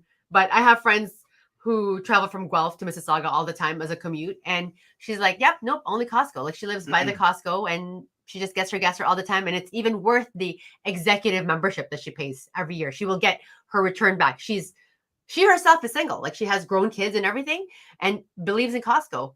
But you really get a lot for your, like with groceries growing so high right now. It sounds like I'm a spokesperson for Costco, doesn't it? But I'm a huge believer, fan of Costco. And this goes back. How long have you been a member? Since day zero. Like my parents had Price Club. My parents were Price Club members. It was Price Club and before Costco. A long time ago, they would have like a hot dog vending guy when you leave, and it's 25 cents a quarter. So me and my dad would leave and would always have a hot dog each. And now they have like a whole food area. Now to get the Costco food, you don't need a membership. You just walk in and get their poutine for like $3. We send a guy over every day at the start of the shift to grab a bunch of hot dogs. Yeah. Yeah, hot dogs. They just opened a few months ago. Oh my God, that's like a fresh Costco. I want to go. The Costco poutine is the best poutine I've tasted from any poutine. It's just straight, like the chunks of curd poutine. and the tomorrow, Scotty the actual is getting fries are like you want to hear something funny? I never tried poutine until last year when Becca came here and she was like, I have to try poutine. I said, okay, well, I'll give it a try too. Oh, okay. Which poutine did you try? We went to Smokes Poutineery. Yeah, Smokes Poutineery. I was going to say. Okay. Yeah. Like Smokes, it was good. Everyone loves Smokes, but I like the Costco poutine better than Smokes. It's just like standard. It's like standard, great gravy, great like the chunks of fries are great for Costco. For Costco. Yeah, and it's only $3.99. Yeah, it's good. Well, I'll have to go. I'll have to go try the Costco pizza is good too. Yeah. So the people in the States, they don't even have the same food as our Costco. So if you go to different countries of the world, they actually have their more in the US. The US, they don't have fries at their Costco. But they have the same as McDonald's, right? Yeah, same as McDonald's. They kind of cater to the local. Like if there's where was it? Like I think Costco. No, but they have fries in the US. Do they? If you go down east, you can get lobster rolls at McDonald's. Yeah, like something different, right? From sort of in the Philippines, you can get Mex spaghetti, which were not even Italian. I don't even know why that's a thing. Did you ever notice in Canada you can only go certain directions a certain way? Like you can never go out down west. You go out west. You don't go out east. You go down east. You can never go down north. You go up north. Yes, you go up north, down south, down east, out west. It doesn't make sense. You couldn't go out. Like, I'm going out south. You're going what? Yeah, no, I'm going out north. South. Yeah. Like, up north makes sense. Down south makes sense. But saying out west, why do we say out west? It's interesting. Out west. It's a weird thing, but you can only wait. We say I noticed that years ago. Down east. We say down. You can screw people up by mixing those things up. So I'm going out east. Well, no, what do you mean you're going down east? No, I'm going out east. You can't go out east. I wonder why they say down east. But now that I pointed that out to you, you'll never forget it. Yeah. I never really noticed that until you just said that. Sorry. But yeah, no, we did a slightly bigger Costco purchase. Not too big. So we talked about the sales, the markdowns. Yeah. And so when an item is 97 cents ending in Costco, those are absolute clearance. They have reduced it and maybe it wasn't selling so well and they're probably not going to order it anymore. So there's all these like little tips of Costco for Costco shoppers even. And so for some reason, Maria wanted a new coffee table in our TV room. And Nick doesn't want to get rid of our coffee table. I like that coffee table. The coffee table I wanted was like, it has a slot because I tend to like put a lot of things on our coffee table, but I just don't want it always cluttered and messy. Like my kids will have their books there and their toys and the remote controls, but I just want to put things away. So this one in Costco had like a little slot underneath. And so you can just kind of hide things away. And I tend to journal a lot. So regular price was $450. It was on sale for $250, which is $200 off. $249.97. So pretty good. It's heavy.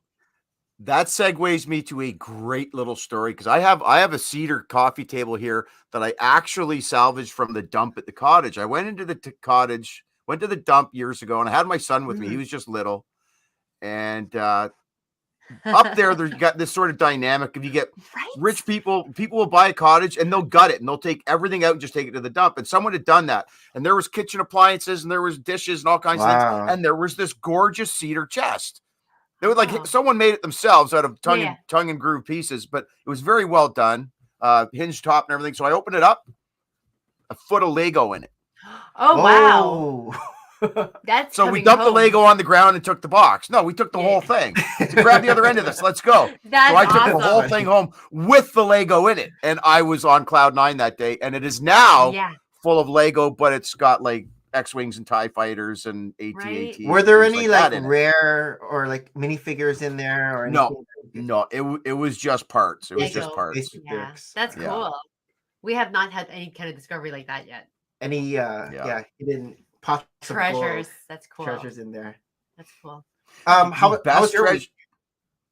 My week has been, well, like I said, I'm off now, so I'm just kind of relaxing and not doing much, but my week was really good. I worked Monday, Tuesday night, and then I worked the weekend. I've been off Monday, Tuesday. I was supposed to work Wednesday, Thursday. Went to the doctor Wednesday. He gave me the official word I can take the month off. So I've been off. And has that been chronic for a while? Oh yeah, it's been like almost 2 years now. Oh wow, that must be on and off. It does get aggravated. Yeah, aggravating. Yeah. Nice. And so, what did you do while you're off? Well, he had the 7 hours yesterday. Stream, I guess. Well, stream setup, watch TV with Becca. I mean, she's coming here soon, so I've been cleaning up around here, doing laundry, just your general That's adulting. That's a total turn on for the ladies, I tell you. The dusting, when I see that, when I hear the vacuum cleaner down here in the basement, I'm like, oh, Nick knows how to get to my heart. Clean my bricks. Well, everyone should know how to be a cook and a housekeeper and all those things. I don't get the gender roles of a man that, finds a woman who will cook for him and do the laundry. I know guys my age who could not function without their wife. And I'm like, dude, when she leaves you, not if, when she leaves you, because she's had enough of you doing freaking nothing. You're gonna be dead in the water. That's why we're training our boys to be self-sufficient. Do it. So they know how to cook for themselves. They do their laundry. Especially to cook. Especially if you don't know how to cook and make the food you like, you're dependent on someone else or worse than that, you're dependent on takeout all the time. Or the magic of air fryer. Now that's a new thing too. Or you're eating Michelinas and frozen pizzas all the time, which is not good either. So. But no, self-sufficiency totally is key. And you're right. There should not be no gender roles at all. Because it's really self-survival, like sufficiency, right? So speaking of TV, Maria and I have been watching Avatar: The Last Airbender. Yeah. On Netflix. I highly recommend. I've never seen the show before. I've heard it's really good. It's really good. The main actor, he's Filipino Canadian. He's actually Filipino Canadian, and it's really well. It's very canon, I feel, to the cartoon. I haven't watched the cartoon. I've only watched. This was my first introduction to Avatar. The Last Airbender. Yeah, because last year in Chicago, they revealed that was from Brick. What are they? Bricker Builds. Bricker Builds. That was their major build, right? Like Aang. Yeah. So that was cool, but I didn't have any context of it. I think my kids maybe watched here and there, but I actually watched the first episode cartoon after I saw the first episode live. And it's quite close to how they actually have it enacted. So it's actually well. So I finished it. I finished all 8 episodes. Maria's on episode 5. Yeah, it's good. So if you have a moment to add that to a list of you should check that out on Discord. If someone has Netflix, you can watch on Discord. We're actually watching Parks and Rec right now. We watched 4 episodes today. Okay. What season are you on? Yeah. Into season 3, which is when it finally gets good. Yeah. Okay. Is I this think most people agree with that.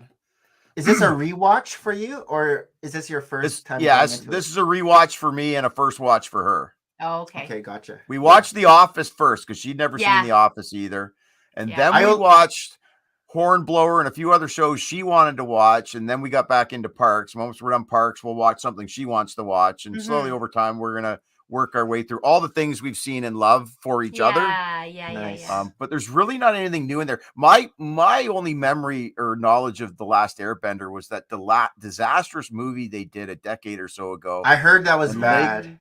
Lego made, I think, 3 sets for it, and that was it. 2 or 3 sets, I think they made, and then it was 2 gone. sets. Yeah. But apparently those 2 sets. Apparently those 2 sets are super expensive right now. I was watching I would think so. NoMoreBricks did like a little video on that, and the price is, if you try to get it on second party, is a third party? It's just crazy. Yeah, I mean, there's a conversation topic right there. NoMoreBricks and his collection, like what? We had him on one of our shows, and he just took us through his room, and he was just sitting on the floor, but you could just see like everything beyond, like, around, hanging, like it's nuts. And he's actually moving out soon. It's a collection like that, and the way he has it is it's somewhat pointless because like lower shelves, he's just got things stacked on top of one another. Yeah, he really needs like double the space he has. To really see what a staggering collection. That's got to be the biggest personal collection on earth. Well, he wants to do the Guinness Book of Records, but in order to do that, you have to discount others. He has to. Did he say he has to disassemble each one and rebuild it so they can count the pieces or something? It was some crazy thing that. You don't think there's a royal person out there who has an even more, or a billionaire with an even more collection? No, who's just not public, right? Well, you see, like I see it on Instagram. They have like those NBA basketball players, and they're actually like they're showing their collection. And these are millionaires, right? The NBA basketball players, and so they have the money to buy whatever sets they want. So, but nowhere near NoMoreBricks. I'm kind of torn because we've gotten into an era where the build is one thing and then it stays forever as that set, and that's what we have. And you have that, I have that. But when I was a kid, that was never the case. I would get I would build something, I would admire it, I would look at it, and eventually I'd get the itch because I want that part and I want that part, and I would tear it apart and I would build something else. And you spend all day sitting on the floor building and play. I was never really much playing. It was always building. and nothing was ever permanent. Yet now with some sets, some sets that I don't want to display, I just want to buy it for the minifigure. I end up taking it apart and then putting it into my parts collection. To make mocks, so I guess that could be a sort of rebuilding that way. But like a lot of things that I buy because I want to display, it's for display.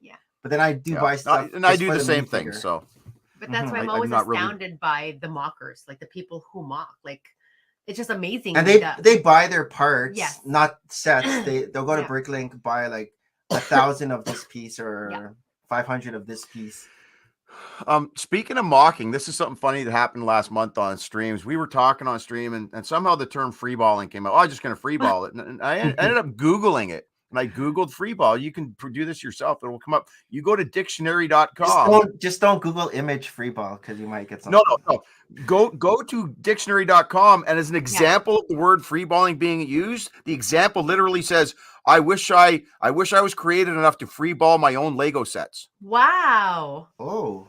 That's cool. When I go live now, I have a freeballing tag. Half the streamers in the community go up with a freeballing tag now because we're trying to make that instead of mocking. Yeah. You can check this for yourself. Dictionary.com. They use it as their actual and then you do wonder about like the origin of freeballing versus. We're not going to talk about that. Well, can you evolve to? Yeah. Okay. We'll stop there. Cut. I was thinking about that earlier. Do I bring up the freeballing thing? Is this going to be the stream for that? Okay. Well, we segued into it, so it came up. It's like almost midnight, so we're there. It's Friday night and everything. So it's time zones, right? So it's always 9 a.m. somewhere. Getting back to kind of restaurants for Maria's birthday, we also went to authentic Egyptian. That's restaurant. also on Front Street. Oh no, this is here. This is here. Oh, sorry, I was thinking of like the Sultan's tent. It's my first time having like Egyptian. So is that sort of like Middle Eastern food? Middle Eastern, yes. So we have like a lot of fish, a lot of fish on the menu. So they're very seafood. They're called Mermaid's Egyptian Grill, seafood and grill, and it's really down the road from us. There was a plaza that opened and lots of new Mediterranean-esque influenced cuisines. Yeah.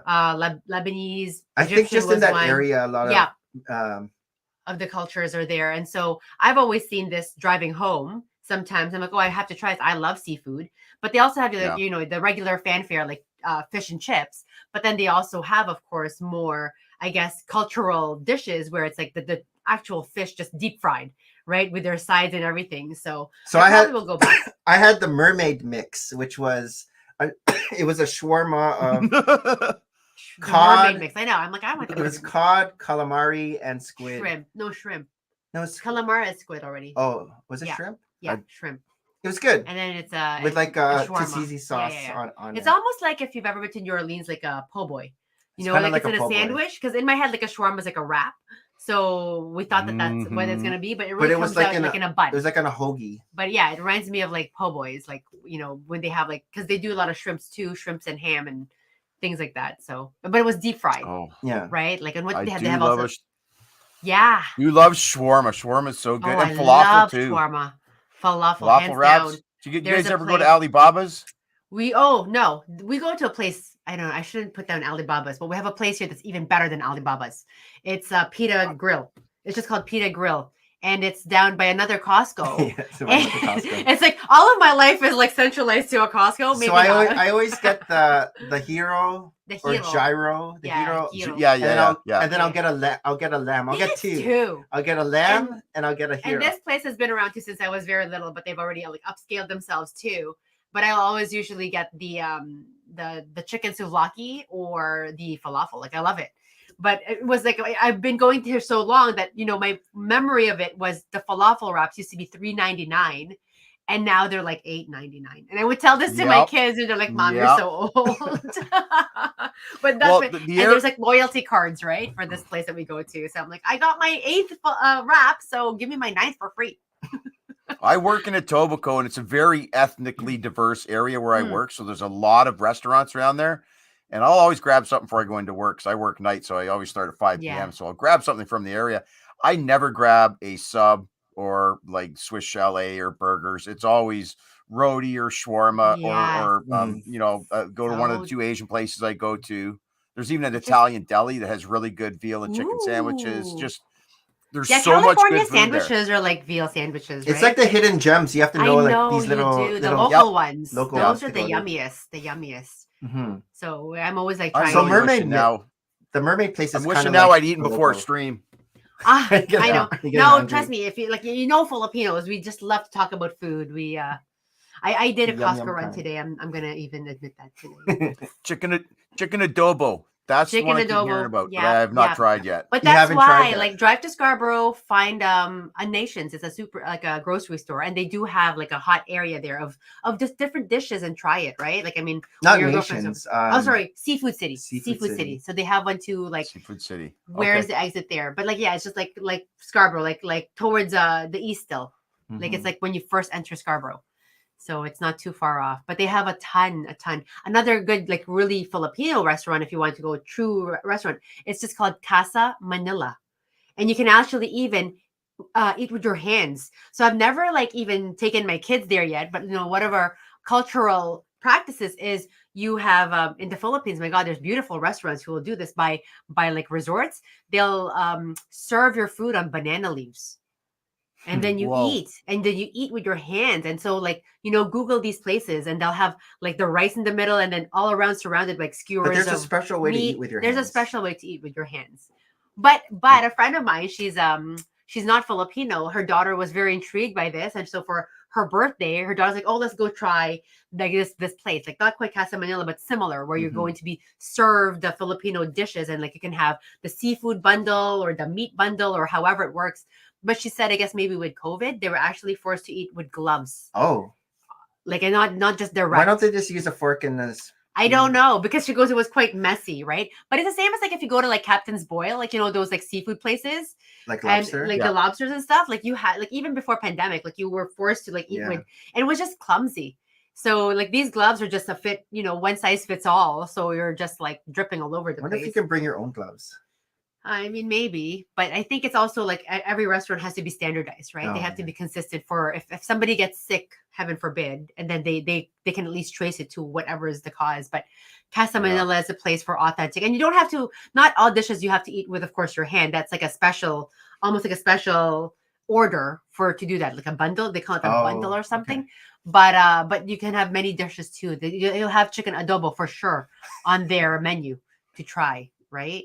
Good. But it's funny because like Fred, he grew up in California, so a huge lots of Filipino connections there too. But someone like Moore, he grew up and it's Oregon. In Oregon, very small population altogether, that he didn't really grow up with a lot of Filipino exposure other than what his parents could cook. So we're saying every time we like in Chicago, when we go, like we have to like be on the lookout for like more diverse menus, really. And they went to Utah, and I even told them, hey, I googled search for you, there's like a Filipino place there at Brick Slopes. And they all drove to it. Brick Slopes. We went to a Filipino restaurant. I would love it if we could work in a meal while we're in Chicago. That would be amazing. Yeah, for sure. Like even to find a Filipino restaurant for sure. Like last year it was all about like all the deep dish. I mean, me, Nick, and Harold, we just went like night after night after night. We're like, we can do it, right? Different deep dish. I had a Fortelli's.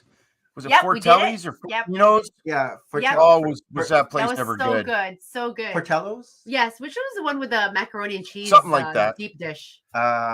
Luma. It was right next to the convention center there. It was right there. Maybe, you could walk over. Maybe it is this one. Yeah.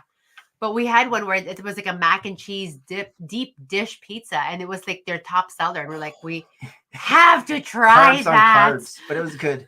It was a good have to try that, right? And so we had a couple that we never got a chance to make it. Yeah, we tried. We tried Lou Malnati's. We tried Moretti's. Yeah. Both of those deep dish pizza places. Was it Moretti's? Yeah, I think it was Moretti's. Yeah, just down the road. It was right there by the convention center with Moretti's, wasn't it? Close. Yes. That's the mac and cheese. That was the mac and cheese one that we. It was like the top of their menu. We're like, what is this? This sounds obscene. Let's order it. We went there. We were supposed to have a big Twitch streamer dinner. And cool. We had a table for like 20 reserved, but we got somehow the wrong directions. We ended up driving across town and got there about a half hour late. It was crazy though, going to that. So we didn't have a spot. So there ended up being a side table with about another 6 or 8 of us. Pinwheel GBC, you might know him. He's Filipino too. He sat with us and we had dinner over there. Goddess of D's was there. A few others. Kaz Princess sat with us. And we were at a little side table. And as it worked out, people from the big table kept coming down. So when they were there, I'd go up and sit in their chair. And it was talk with everyone. Next year, if we do that, we're going to need the whole restaurant this year. Yeah. I know. Imagine. But it's only going to keep growing, right? And And there's also all these other like little side events. Like, there was the 5K. Oh, the 5K race. Some people there was like yoga with goats. I don't know. That was weird. I think all these little events. We also did the medieval times. Yeah, medieval times. Medieval times. I think one of the squirt ScrUZZ. She's a Twitch streamer. Oh, Skrillis. She was there, and also I met her. Brooks Bricks and La Lego Greg and Matt. So Skrillis and Bricks. I think I could be getting it wrong too. They were at medieval times with us, with a couple of Brickheads group. Duck Bricks was there, just too good. We went. The organizers of Chicago Brick World, really. I mean, it's a huge project for them. But imagine they're like, if you want this package, you have this for dinner. Like if they start selling different packages, like if you want to add. If you want to add medieval times, it's this package that you're going to go for. Well, they were saying because medieval times would be perfect for those Lego castle enthusiasts because you can even customize the actual knights to maybe be like Lion Knight's castle versus the Black Falcons, and then you can even have the wolves and all those different Lego, because you can even have them being customize them. Apparently, you can customize. You have like special group rates or something to do that. Yep. So, did you guys try the Malort? Did you try the Malort? What's that? What's that? Malort, you can Google this too. It's some hideously awful liqueur. Do we want to try from Europe somewhere? Like AZ and Fred, those guys all did it. They did the Malort. Apparently, it is the most vile tasting thing, but you get a printed brick for doing this challenge. The Malort challenge. Where do you do it? This was at Brick World Chicago. It was at Brick World somewhere. I think it was in the Malort. Oh, it's a drink. Yeah, it's a Basque liqueur, so it's in Chicago's Carl Jepsen company. It tastes kind of like diesel fuel like diesel fuel that's been marinated in an ashtray was what I heard. You can try that. You're the drinker. I don't drink. I'm not much of a drinker myself. I will drink beer and that's I'm not but a drinker. I gotta try this. That's vodka, right? It says it's just a Basque liquor, a type of Swedish drink flavored with anise or wormwood. Oh, anise, ew. But it's famously known to be wretched tasting, apparently. So, and it's a popularized liquor in Chicago. Yeah. So. Yeah. Oh, go. Cool. Yep. No, I did not know that. See, so many things. And the thing is, growing up, I've been to Chicago several times, growing up visiting family, and there's always something new to me that I find in Chicago, like something different, something, like it's always something in every year that we visit. I'll try this. I'll do this. Yeah. We never really left the convention area last year. We just stayed around there and we didn't get far. Now this year we want to go in. There's a museum there that has a submarine apparently. Which one's this? There's a German U-boat somewhere in Chicago. Was that your first time in Chicago? You hadn't been there before? Yep. So you haven't even toured. You haven't seen the egg, the big mirror egg. What's the egg? Honestly, the cloud. What is it? It's like a bean. It's like a bean. The bean. Like the cloud. Chicago proper scares the life out of me just for the crime that's kind of taking off now. It's surprisingly not. It's like Toronto. I don't know whether my perception of cities are, it's just like Toronto because I just walk all the time. My concern is having an Ontario license plate will make you stand out. That's my concern. Being a foreigner in a place like that, it's almost like a red flag that you're throwing up. I don't know. I could be wrong. Yeah, like I feel like I even went with just my 3 boys last year, right? And I just parked one of on the Magnificent Mile. Right, their main roadway through the heart of their city. It's really all the major stores, I guess, if anything. But I just left my car parked in one of the condos there, and I'm just so used to this parking lot. It's the one that I go to whenever we go. One of the first times we took the boys when they were younger, Nick ran the Chicago Marathon, and so that one we pretty much plunked our car in one of the you can pay for parking for the entire weekend and just leave your car. And to me, Chicago is such a walkable kind of area. Downtown Chicago is safe. It's safer. It's more of a tourist area. Yeah. As opposed to maybe the suburbs. The suburb area. But even my aunt, I have an aunt, my mom's aunt who lives in near Cicero area, and we've again driven there all of our lives. Even when I was a little girl, my parents would always bring an Ontario license plate, and knock wood, we haven't had any incident. I don't know. But walking around Chicago, I was like, this is cleaner than Toronto. It looked a lot cleaner, and the sidewalks were a lot wider than. But maybe Toronto. we were just walking through their main throughways, just that right? main area, yes. I feel area.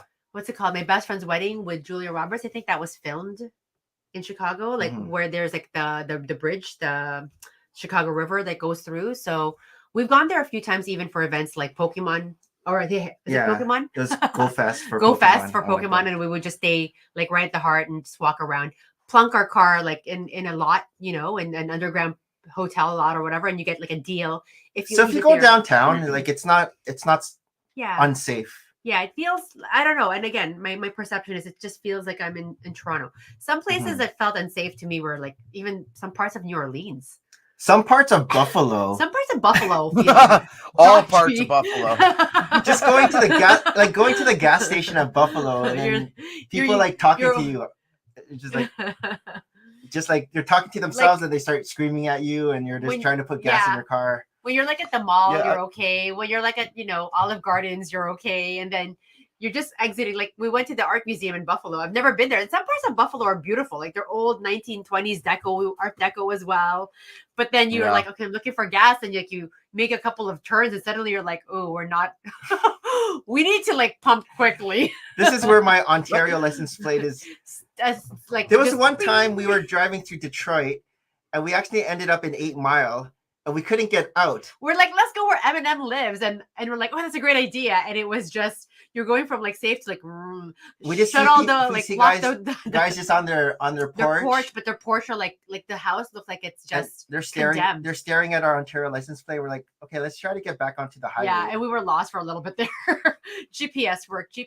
So we're trying to get to that Detroit mall, Somerset. Yeah, it's Somerset. Yeah, Somerset Mall. Yeah, but even like going to Chicago, we drive through Detroit, and we've stayed in Detroit downtown too. It's close to Windsor. So this is it, like Detroit downtown. There are parts of it that's like looks so glorious. Like it has this beautiful heyday again from the 1920s. The Ford family, like the art museum there was main collection of the Ford family. It's amazing. You get like a self-portrait of Van Gogh sitting just in this, quiet, like Detroit nowhere kind of art museum. And then you walk 2 blocks down and it's just like, oh, I need to get out. Like I need to like move back, like walk back towards my hotel. Like it just goes from safe and then 2 blocks later, so unsafe in Detroit. It felt to me. Right. And so I would say Detroit's like one of those pockets where you're like, wow, that's a great, huge, like, Hyatt hotel with a casino. And then, like I said, like you're walking 10 minutes down and you're like, oh, I need to get back. Versus Chicago felt more like, oh, okay, I'm like walking down like Yonge Street or I'm walking down Bay and Bloor, like it's that kind of feel. Right. My experience with being in Chicago was surprisingly, it felt like home. It didn't feel like I was in another country. It was just remarkably, we have, we talk about the differences we have with Americans, but we have far, far, far more similarities, of course, in terms of how we talk and the way the roads are set up and the restaurants and the things we eat and all that. I found going to the UK was kind of like being in a dream, and that you knew what everything was, but everything was different. The light switches are different, the faucets are different, the toilets are different. They drive on the opposite sidewalks are different.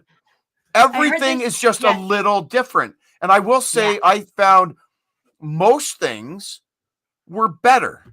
I don't want to disparage us, but like that's a smarter way to do a hinge. That's a smarter way to do this. Okay. So the way their showers work with the weird dials, I love them. It was I don't know strange, that. but I don't know the dials. I have to go visit Glenn.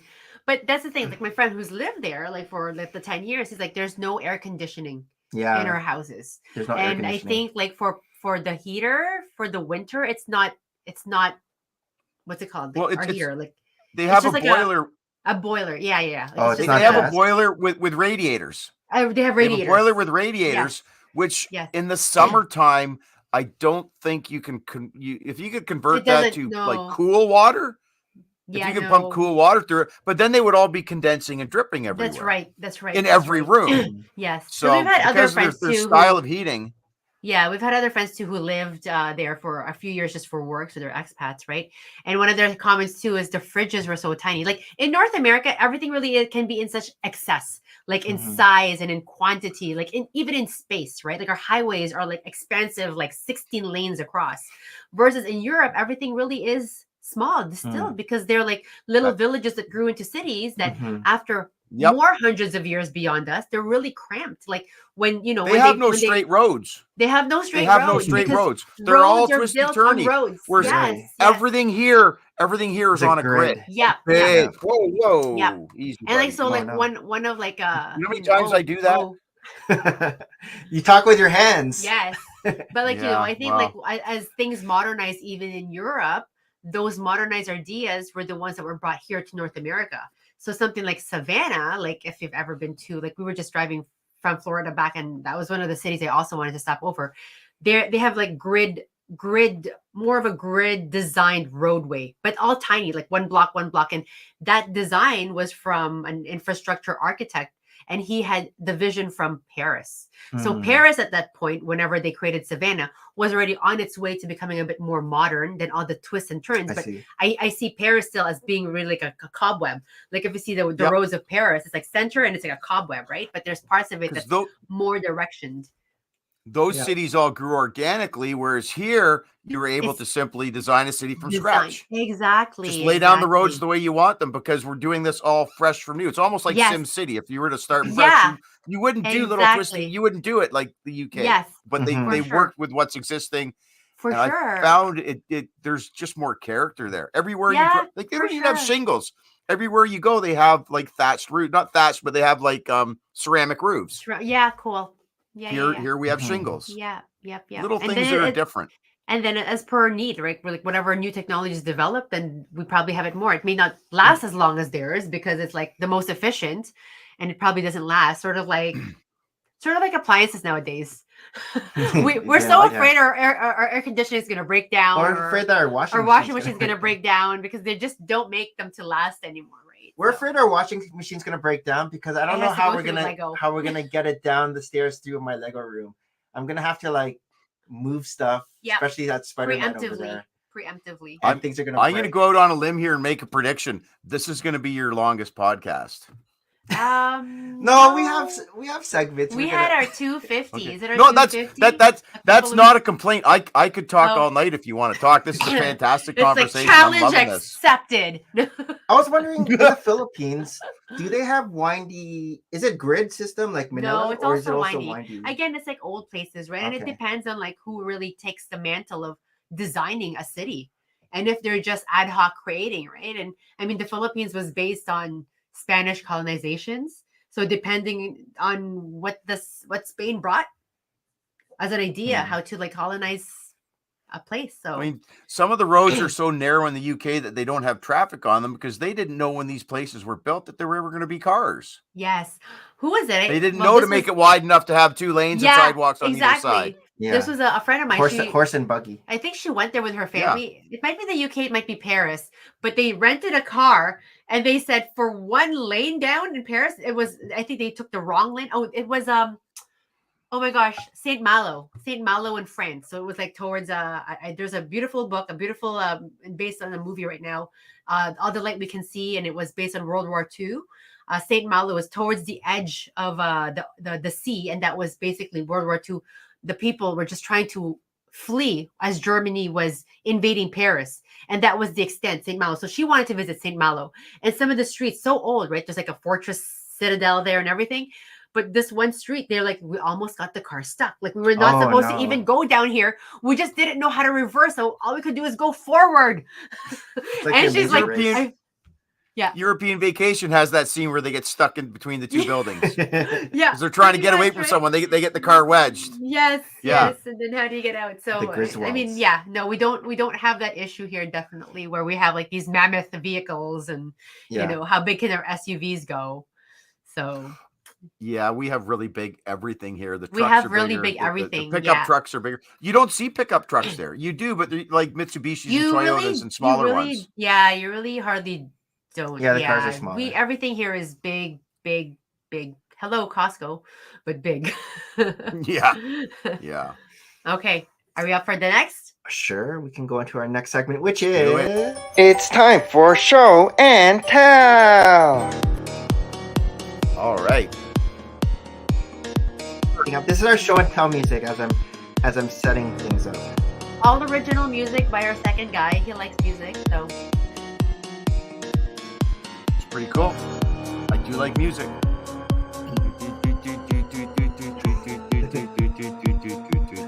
That's actually really good music. All right. Maria, what do you have? So back to my second guy. He's also quite the artist. I just wanted to. He's in grade 9. To show this, and he had art last semester, and they featured the Group of 7, and this is actually his painting, honoring Lauren I know Harris. That painting. Yeah, it's by Lauren Harris, and it's actually the museum. My dad and stepmom have a print of that in their house, a big print of that in their place. Yes, so I know it very well. Yes, so the AGO here, the Art Gallery of Ventura, of course, has a lot of the works of the group of 7. This is on a canvas, a 9-inch by 12-inch canvas. And he's so particular. Like this kid, he can probably recreate a lot of things. And he's just, but the thing that frustrates me about him is he's so meticulous, like such a perfectionist. He will sit and keep like mixing paint to make sure that it's the correct shade. And I love art too, and I drew as a young child. And but like even like the clouds, like if you see this in real life, like I'm very impressed by his eye. That looks absolutely amazing. That looks fantastic.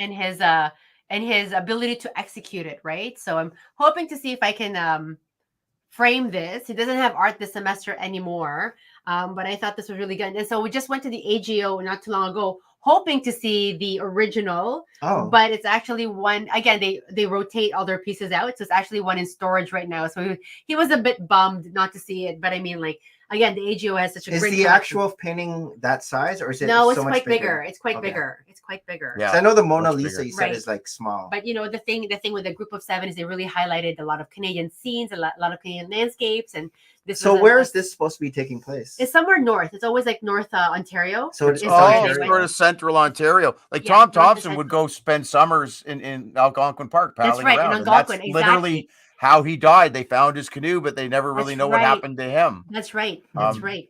But even like how they use like line, how they use like line and color, it's really like less structured outlines of the painting, and really more use of color to depict shadow and perspective and depth, right? So I don't know. I was really impressed by this, and he said he got a good mark for it.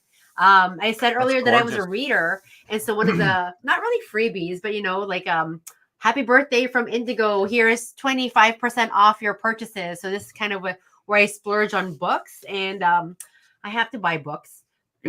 When I will read them, I don't know, but I do collect these Everyman Library books. I think I've featured them a few times. Have you heard of Everyman Library books, Scotty? If Nick has a lot of Lego, this is pretty much the only book that they always look like this. They always have this kind of spine. And very classic looking. Yes, so they are classic. So this is Orlando by Virginia Woolf, and they do highlight a number of authors from before, even as far back as like I think even like the Bible is also like in this kind of format. They also look like so this. I probably have about 500 books somewhere upstairs. That's crazy. That's all in this format, and I just again, I was 13, I think, and I saw Little Women in this format, and I just fell in love, and I didn't realize it was a whole series. So our bedroom is her library. Yeah. So this is I have just bookshelves. She has these bookshelves with all just lines straight down, and I wake up in the morning and it makes me happy. Order. I know Nick would be happy if he woke up to Lego, but he's giving me that. So I did find, and every year they probably release about 5-6 more books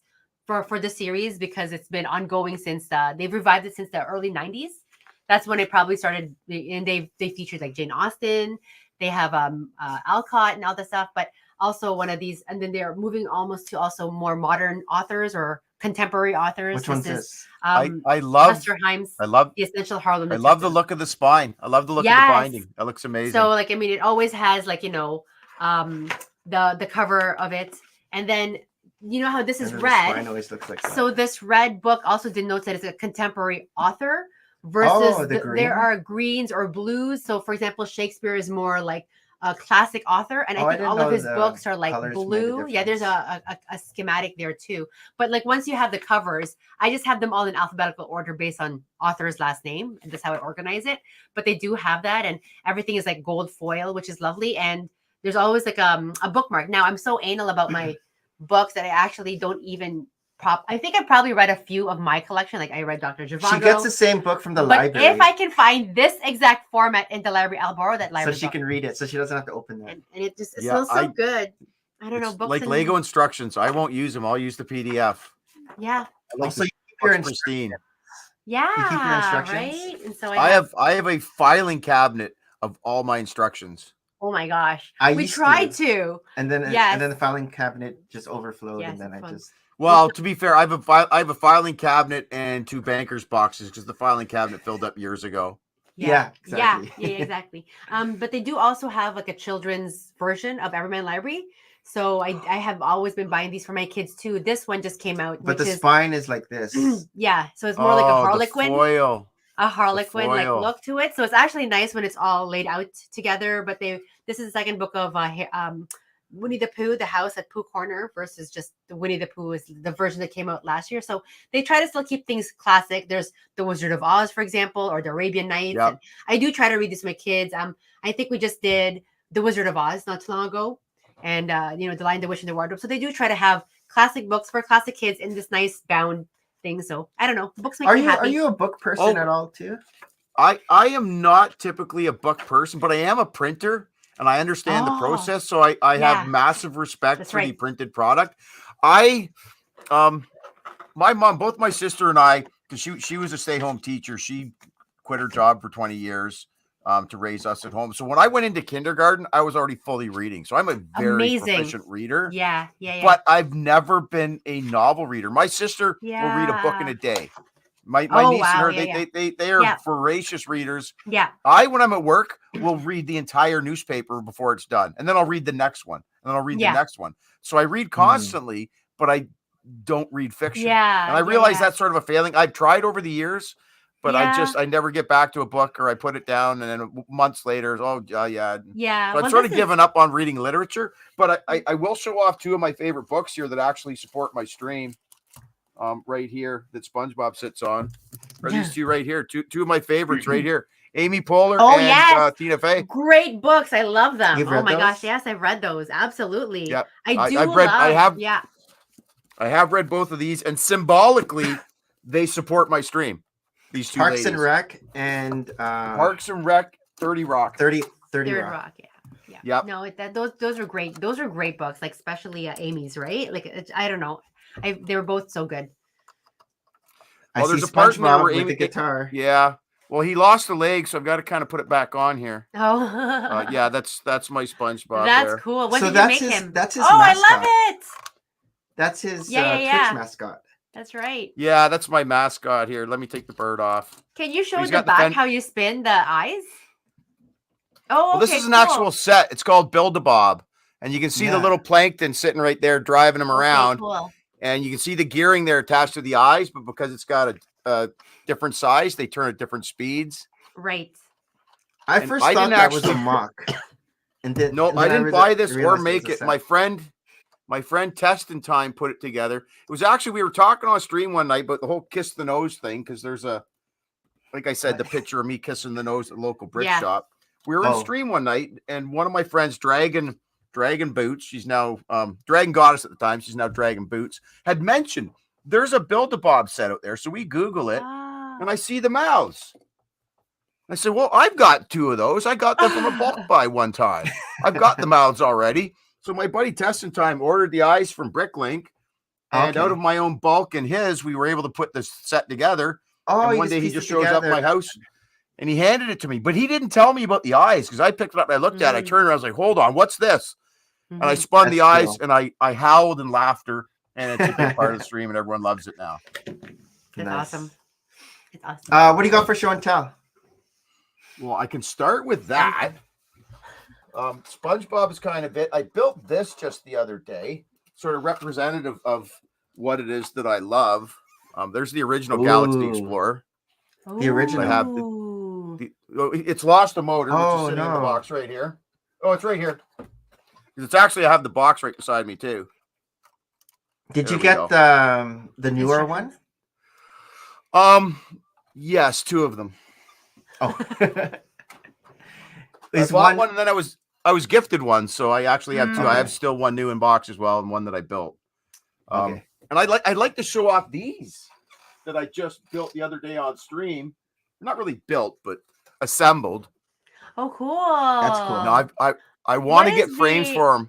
What is the thing on the side? Is it made of plaster, or is it just plastic, or? It's one of the moon bases. That's it's one of the old. Cool. It's an old base plate from the 80s. Yeah, these used to be with the space sets. I actually have a stack of about 15 of these. So that's all the classic space guys, and then this one here was just more of an assortment of space guys. There's CMF guys in there. Yeah. Space Police. There's just different lines are on here represented as space. Space is my thing. It really is. How are you not in space? Right? But this is it. This is how you pursue your passion. So do you watch space movies too? Do you like watching like the movies where they? What's the one recently? Aside from Star Wars. Interstellar. Star Wars. I just watched that. I just watched that recently again. Interstellar. It's such a. I was on a Jeopardy podcast a few weeks ago. Big Pile of Wesley and the Agerbomb on Twitch do a Jeopardy game. And I was on that with a few other streamers, and we got to the end, and their final question was, in the movie Interstellar, what is the name of the black hole? Which is Gigantor, Galactus, or something like that. Gargantua. Gargantua. I had no clue. So my answer was, and you have to gamble your points, tell how much you're going to wager before you hear the question. So I'd gone all in, and I knew I was going to lose. So I just said, your mom.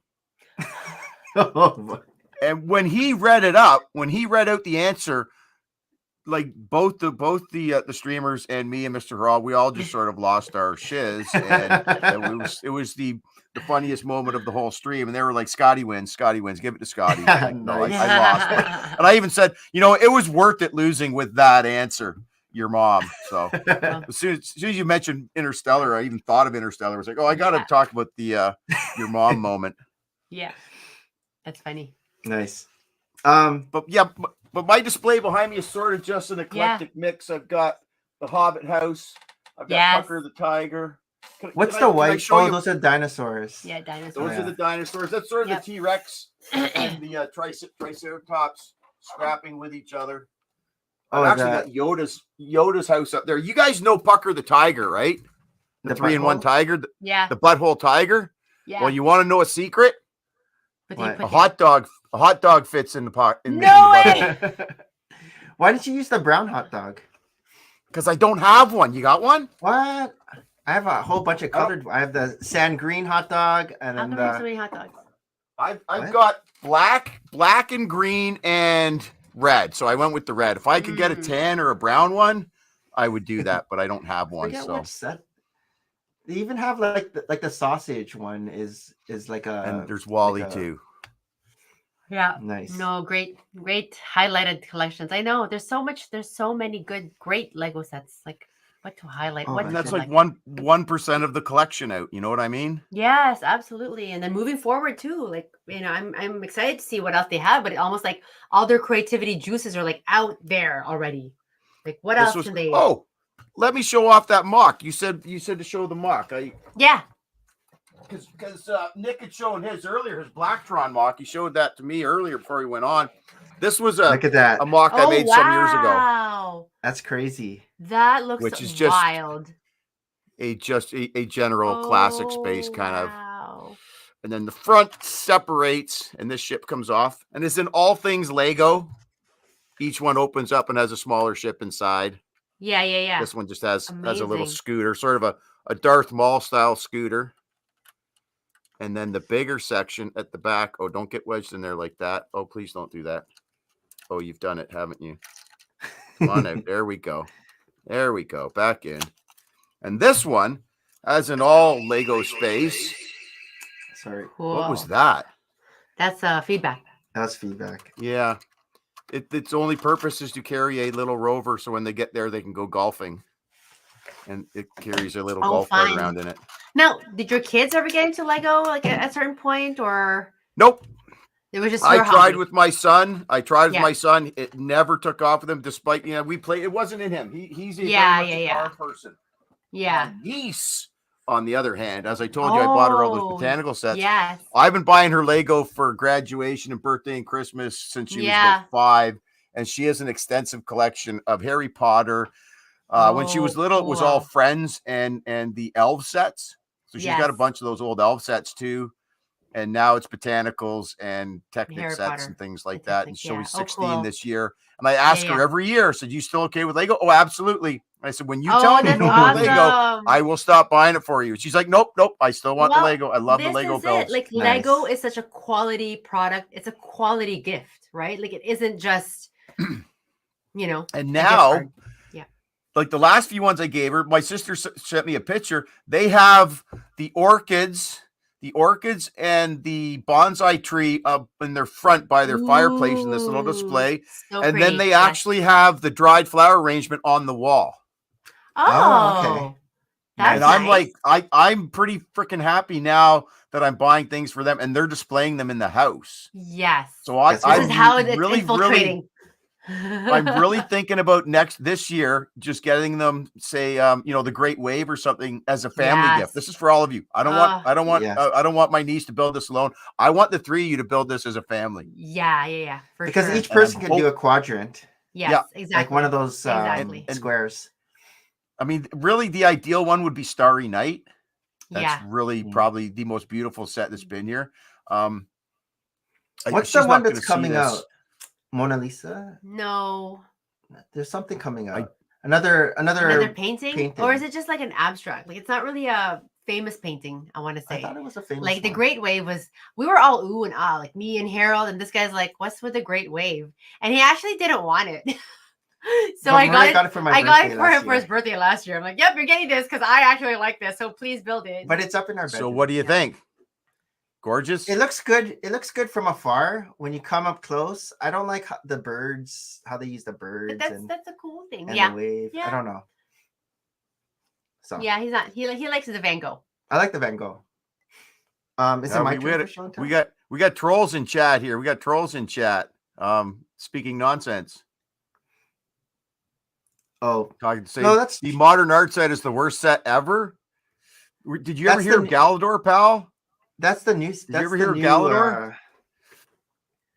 All right, so holy crap! Oh, do you want to see some? Since you haven't really seen. Oh, you got the Fab Four too. Yeah. So, I couldn't buy one Beatle either. I would have to have all four. Yeah, we love the Beatles. Grew up to Beatles. Our kids sing Beatles. You want to hear a strange story? When my son was little, I used to sing "I Will." You know the song "I Will" from the White Album? Yeah. Who knows how long I love you? I sing that to my song. I sang that to my son. I sang that song to my son every day when he was little. So he called it "Forify." Sing "Forify," Daddy, because there's that line, "For if I ever saw you." Oh, and I was at the cottage. I was at the cottage. Yeah. I was at the cottage some years later, and I was down the dock with my niece and singing away, and she starts singing along with it. Like, hold on, you know that song? She says to me, my mom sang that song to me when I was a baby. And I'm like, how the hell? We both picked the same song to sing to our children without knowing we had done that. That's so cool. Yeah. It's the song. Yeah, that was, it's the song. And it's the Beatles. I showed this to Scott before the stream started. But this is my Blacktron mashup. So I took 3 gift with purchases and I squashed them all together to make like a big Blacktron ship kind of thing. And I was disappointed with that because of what they did with the wings. Because you see how the wings are tiles on plates? The original was trans red tiles. That's the original right there. Oh yeah, that's what I really wanted to get again with the new set. Give us more of those trans red tiles, but they won't make them again. And then just for Scott, I also have my. Oh, what turned off? The light. The light here. Oh, I see your Saturn. Dark now. I see your Saturn there. How come the light turned off? Because you had stepped on a wire. Maybe. Oh, here. This got unplugged. Oh, there you go. Lights. Again, my producer, So here's some of my spacemen, like similar to Scott's, but they're not on a base plate. Then Blacktron. So the ship is usually in here. Blacktron. Took it out. Yeah. And then I have my aliens. Stitch. Yeah, I've got some of those aliens. My aliens are in here. But this is what I built this week. I built the I saw that Megapolis, but then I put it together with the City of Lanterns. And so with an Avengers Tower right next to it too. Yeah, and a bugle. And this is the Spider-Man. Wow.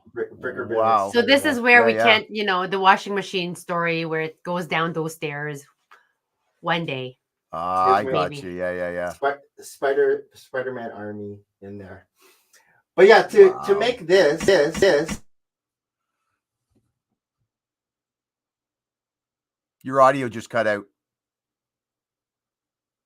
Your audio just cut out mid sentence. You just stopped. I don't know if you can hear me even, but there's no audio from you right now.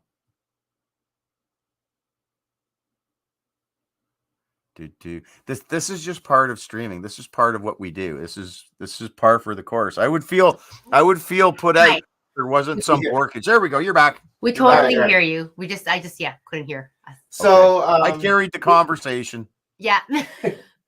So basically, I had to extend the monorail, but in order to do that, the City of Lantern came with an extra one of these tracks that was just hanging, and also Megapolis came with an extra one of these tracks. Yeah. So you take the track out, and then you extend the monorail, and then you attach Megapolis kind of like an L formation. Yeah. Yep. Let me get. So they had sort of thought that out beforehand. Yeah, there's like a picture in the back, and I was just kind of trying to copy it, trying to figure out how to do it, because there's like a picture in the back of the instructions. Because apparently you can also attach a third set, Hideout. So if you look at the instructions here in the back, there's Megapolis, City of Lanterns, and Hideout. Yeah. And see all the pluses, so you can combine them. Mm-hmm.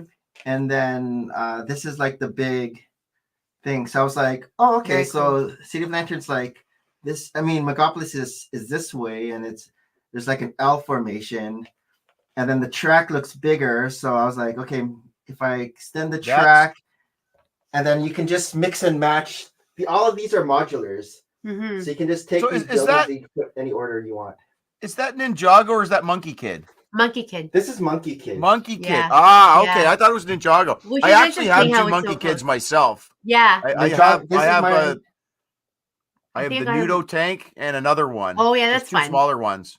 But they're still very, very cool sets. Yes. So this is my Ninjago, like the Ninjago City Gardens. And so I had the City of Lanterns. I'm like, this. Okay, audio's gone again. I can hear it when it happens. Your voice goes that, and it repeats like the last word. It sort of skips on it, and then it just goes dead. Yeah, I've got a Saturn V here too. You can't see it, but it's lying across the bottom shelf there. I've got it's sort of blocked right now. My display behind me is a work in progress, which I've been working on all this week. So I had planned to have it done for today, but I didn't manage it. Oh, good. I see the Giza pyramid there too. What was the last thing you heard me say? You were saying you walked over. You said something about Ninjago City Gardens. This is my Ninjago City Gardens, and you cut out right then.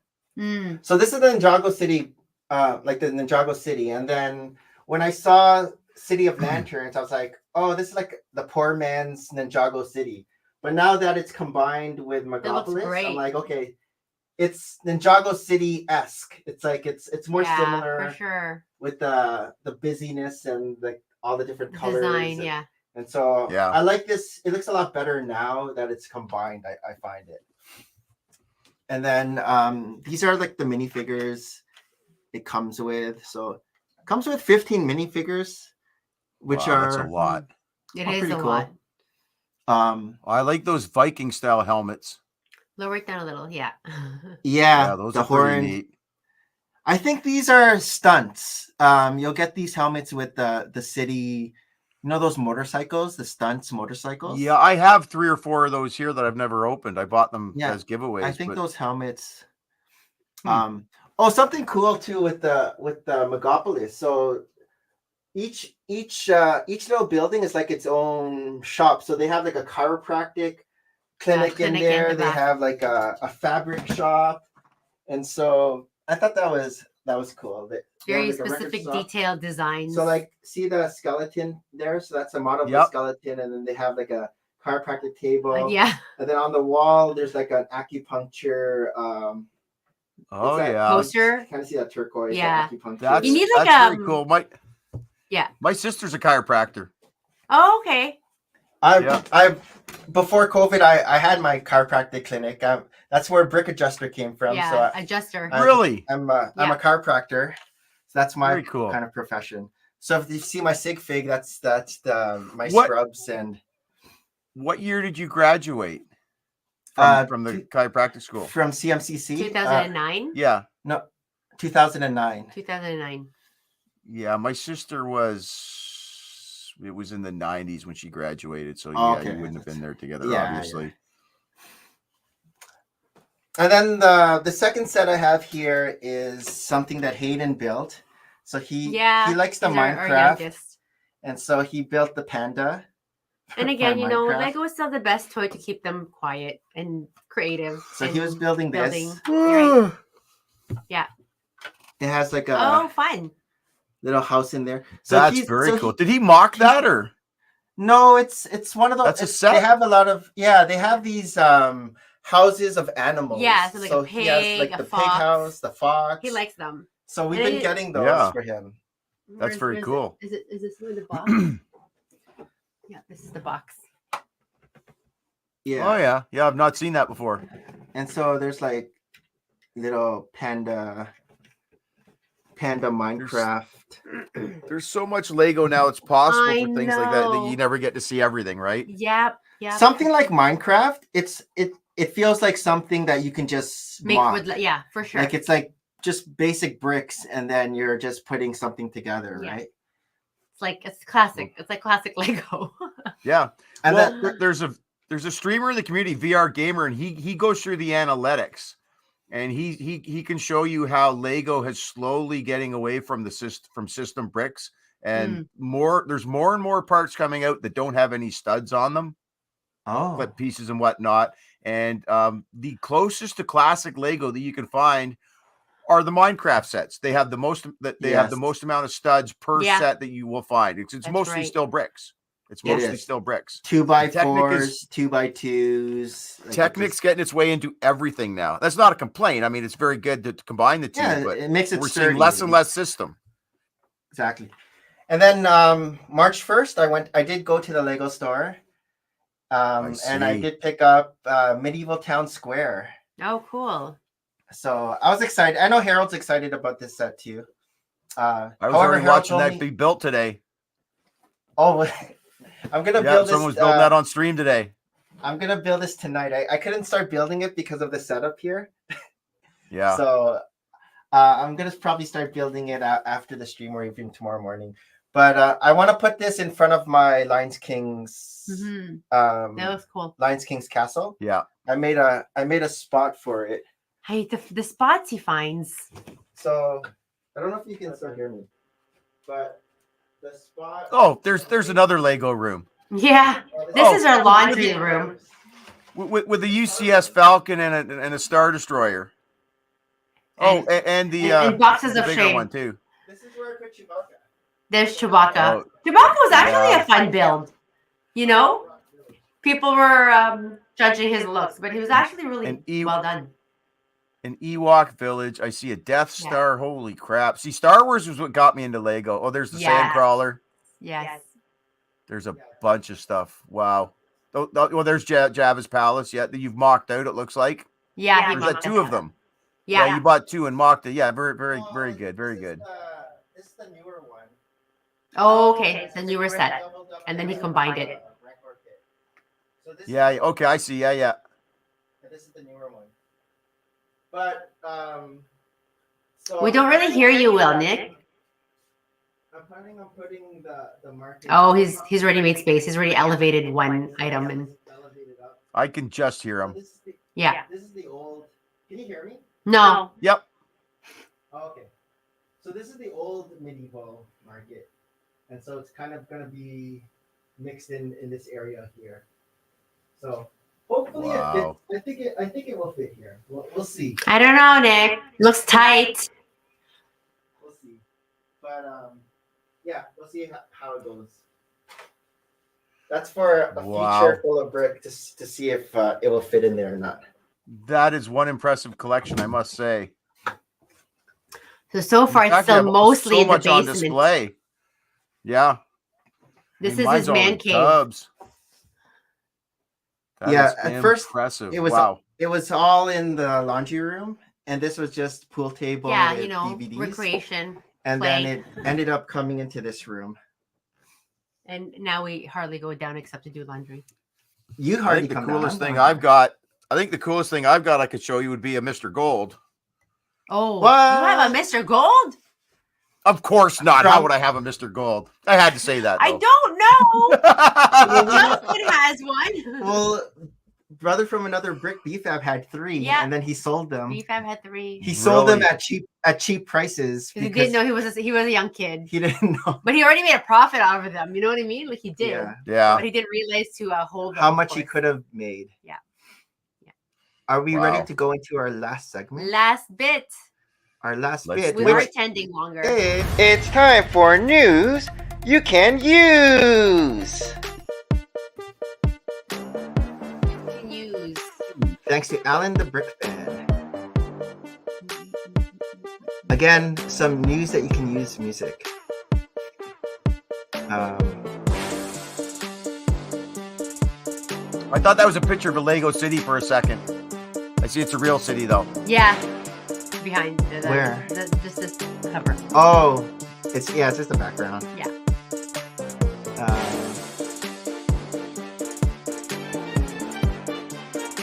All right. News that you can use. What could be new again a week later? Oh wait, this is page 2. I have to go. That was from last week. Oh. This is the new stuff now. Oh. It's page 2 of 1541. How come? That's a lot of pages. That's a lot of pages. Page 1. All right. So, so Lego City Space Science Lab revealed. I didn't see this one. So this is a new Lego set. Space. It's very fitting. I like these little guys. See, this is the year of space. Like it is the year of this space. year. If there's one purchase I want to get this year, it will be a full case of the CMF that's coming out that I hear. Yeah. Oh, right. I heard about it. But you have to start collecting these like these space guys. They have different space torsos, Scott. These guys? Oh, you already have it? Hold on. I can't see you. I've got some of the smaller sets. Show it again. See if that'll focus in. Hold on. Let me find. Here it is. I use this for helping out with this camera. Get things. Oh, okay. So you already have. So are those two, the blue and the green space minifigures, are those the only colors that are out right now? They're the only ones I've seen. I've only bought 2 of the smaller sets though, so I haven't really got fully into it. They don't have red or yellow or anything yet. I'm sure they will. I guess they only have those. Yeah, eventually for sure. But yeah, they even have a different space symbol. Like it's orange instead of yellow. And you know what? Those 4+ and 6+ sets don't have stickers. That's all printed. Oh, so this is a printed tile. Oh no! Yeah, are you sure? People don't know that about the 4+ sets. That the 4+ sets don't have any stickers because you're just not getting stickers to kids that young. Interesting. Yeah, I knew about that. The 4+ sets, and they also come with like the big pieces too. That are like, you'll get some bigger pieces with it for sure. But like here's a. Yes. Want to see the oldest sticker I have? This would be from 82. Oh, wow. That's in good condition. Yeah, I was pretty proud with that. One's a little crooked, but that one's pretty straight. It's not going to focus, is it? So that was from. I put those on when I was like 10 or 11. Wow. I was just a kid when I did those. That's awesome. And I still remember doing it, thinking this is dumb that I have to put stickers on my Lego. And you couldn't use. You had to use your fingers. Yeah, like what are the strategies when you're 10, right? No one knew back then. Now. Yeah. And 2 of them. One to hold the piece and one with the sticker. I don't hold anything in my hand anymore. I have 2 brick separators when I'm doing it. Exactly. There's always a pile of brick separators right here. What is this supposed to be? Like a control room? And I think it spins, maybe. Oh, maybe. It looks like it spins. It's a centrifuge. Oh, a centrifuge. Oh, okay. Ow. So this one is called Space Science Lab. April 1st. April 1st. That's really cool. And it looks like you can combine this set with another set. Yeah. To make a bigger. Open it up. A bigger space station. Opens up. Yeah. That's a really, really cool looking little set. Like I said, I mean, they've really been servicing the castle people lately with the Lion Knights and the medieval, the blacksmith and all these different ones. And I think it's Space's turn this year. Yeah. I don't think this spins. It doesn't look like it spins. It looks like it's stationary. It doesn't. No. I think it's like a tree, like if it's like a research center, like they're trying to grow something. It's like a space, biodome. it's a space greenhouse. Yeah. What do you think this is? It's like a fluorescent orange brick, but then there's something on the inside. Gotta be some kind of light brick, maybe. Yeah, possibly. Yeah, light brick. I mean, that frame piece that they have, they've been using that in the space sets for a while now for entrances. Oh, have they? Yeah. That's like a Technic. Although, it's kind of like a Technic piece too.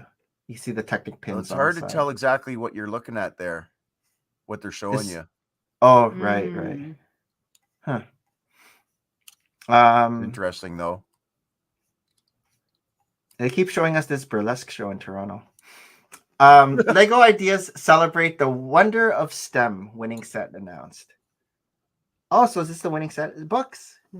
Beautiful. Books. Yeah, I mean, speaking of books, what did you think of the way they put the books together in the icon set? That was it was actually so cool. Are you talking about the Disney villain? The Disney icon. Yeah. No, the Harry Potter icon set with Hedwig on the top and had the bottles. Yeah, that's the center of all of my books. That's in our bedroom. I have a bookshelf. So I have 3 bookshelves, and the middle one is a bit recessed in, and so it actually fits perfectly right there. Yeah. I mean, it could be, more so in other words, books, but what we have to say about it is that we really like it. Display worthy. It's display worthy. Yeah. Yeah, for sure. Right. It's actually good. I don't have one, but Becca does, so I guess I kind of have one. Yeah. Yes. There is strength in numbers. But yeah, that's cool. The Wonder of STEM. Okay. So knowledge is power is the winner, and I guess this is knowledge is power. That's cool. I like how they have the what's it called, tiered pages. You know what I mean? Like it gives a bit more dimension. Oh, right. It flaps open and it looks like that.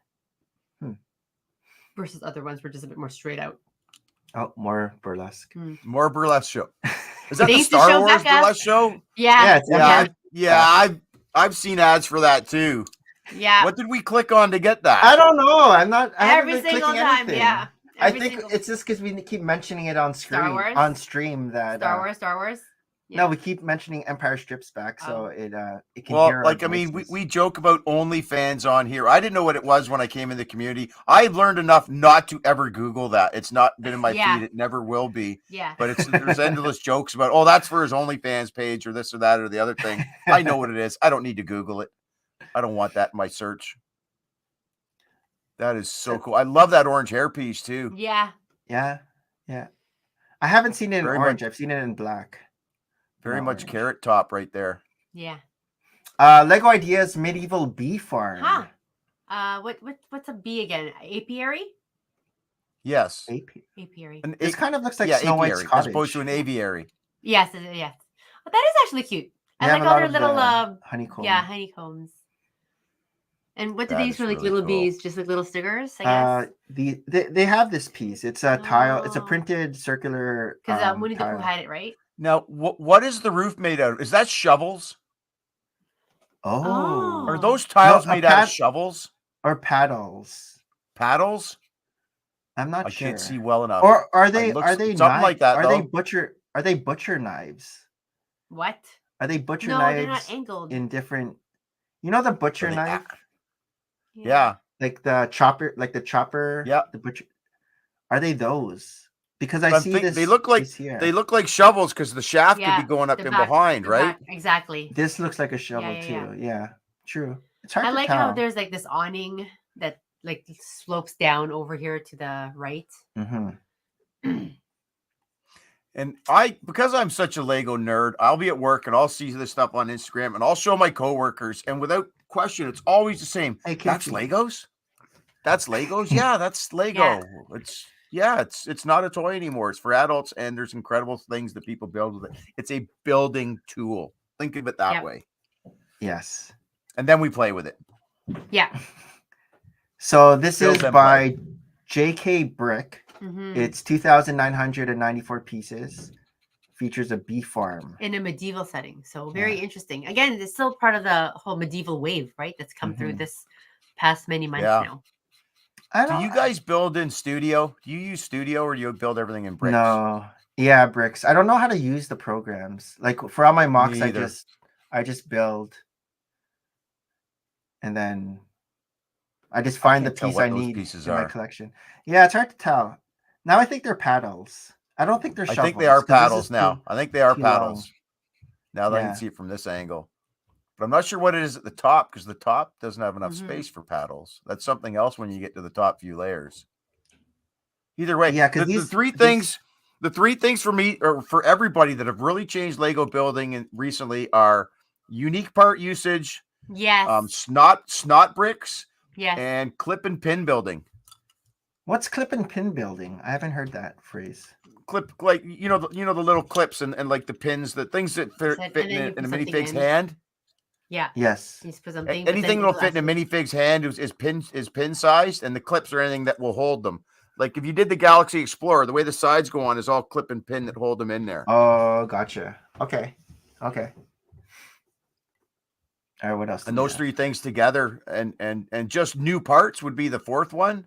It's incredible what you can build with Lego now. Yeah. And we see that with the UCS sets because they come out with a UCS set, and then 5 years later they come out with another one of the same set. But with all the new parts that they've come up with, it's much better than what they did 5 or 10 years ago. Yes, that's why there's three UCS X-Wings at this point. Yeah. Yes. Oh, March 1st, which is today, Lego Flower Store sold out. Oh. Yeah, I heard that earlier today already. This is that's like 12 hours. Oh wow. That's a $200 US buy-in, so that's like $260 or $250 Canadian. It's $260 for us, yeah. So this flower store, isn't that crazy though? Like it didn't even make it till March 11, like day 1, and it's gone. Yeah. Lego I think you can still probably get it if you go to the Lego store. It's probably not sold out there, but if you do online, it's sold out. I see. And then these are the other gifted purchases. It's a Friends poly bag and a Animal Crossing poly bag. But I think you have to buy either Animal Crossing, Creator 3-in-1, Dreams, or Friends in order to get this. Yeah, it's a pretty exclusive list of sets you have to buy from to get those.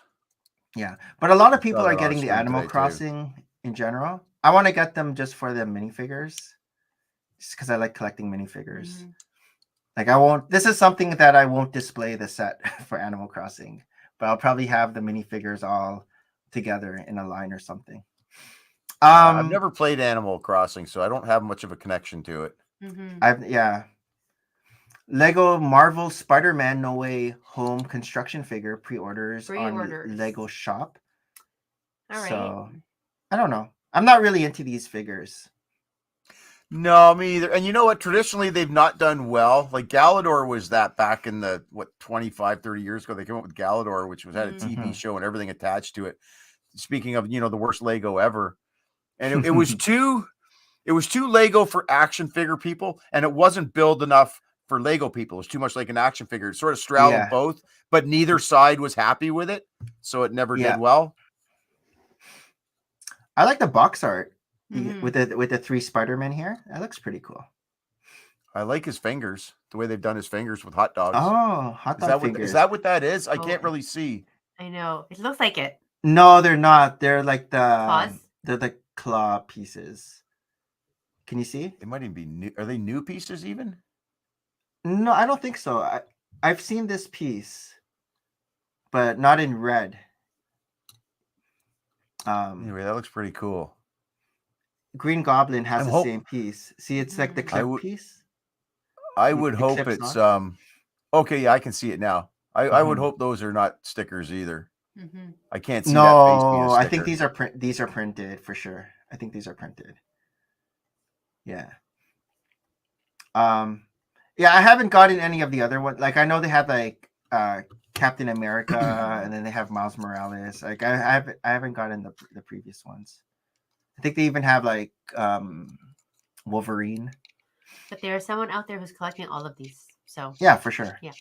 Iron Spider-Man. For everything, someone collects them all. Yep.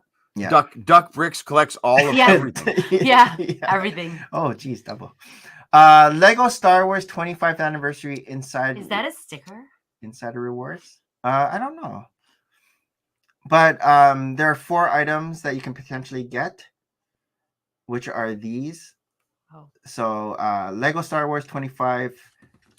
Second Film Festival poster and wallpaper. So these are all 0 points. You can get. You can just get it. You can get this rudimentary C3PO. It's funny. Build a 3PO with 7 pieces. Yeah. Literally. And then another official Star Wars 25-second film festival laurel. What's a laurel? Just like, I guess it's just like when someone was in the Olympics, they just like that, like it's the a leaf thing? high ranking. Those leaves. Yeah, when you're an Olympian, they put it around your head. Lego March 2024 sets now available on Lego Shop. So we have the Animal Crossing is out. That one sold out. Gift with purchase. Oh yeah, so this the Micro Ninjago City, right. You can get it now at the Reward Center. Oh. So 2,700. it's 2,700. So I redeemed mine. I haven't bought it. I have to buy something on Lego Shop at Home in order to. So Nick's mocks are usually these like Micro Ninjago cities. So we're like thinking, oh my god, they've discovered that you do this. No, they found. Yeah, because mine was back in like 2021 that I made a bunch of them. Micros, yeah. I love the micro builds. They're fun. When I was a kid and when I understood scale, I stopped using my minifigs and I built all my spaceships in like Battlestar Galactica scale. And I would take the heads literally off my minifigs, and all my minifigs headless became mechs. That's so fun.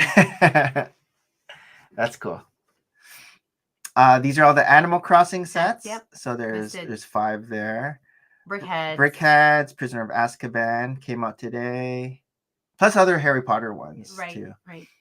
The 3-in-1s. So I know the Fox came out, the 3-in-1. That's a pretty nice set.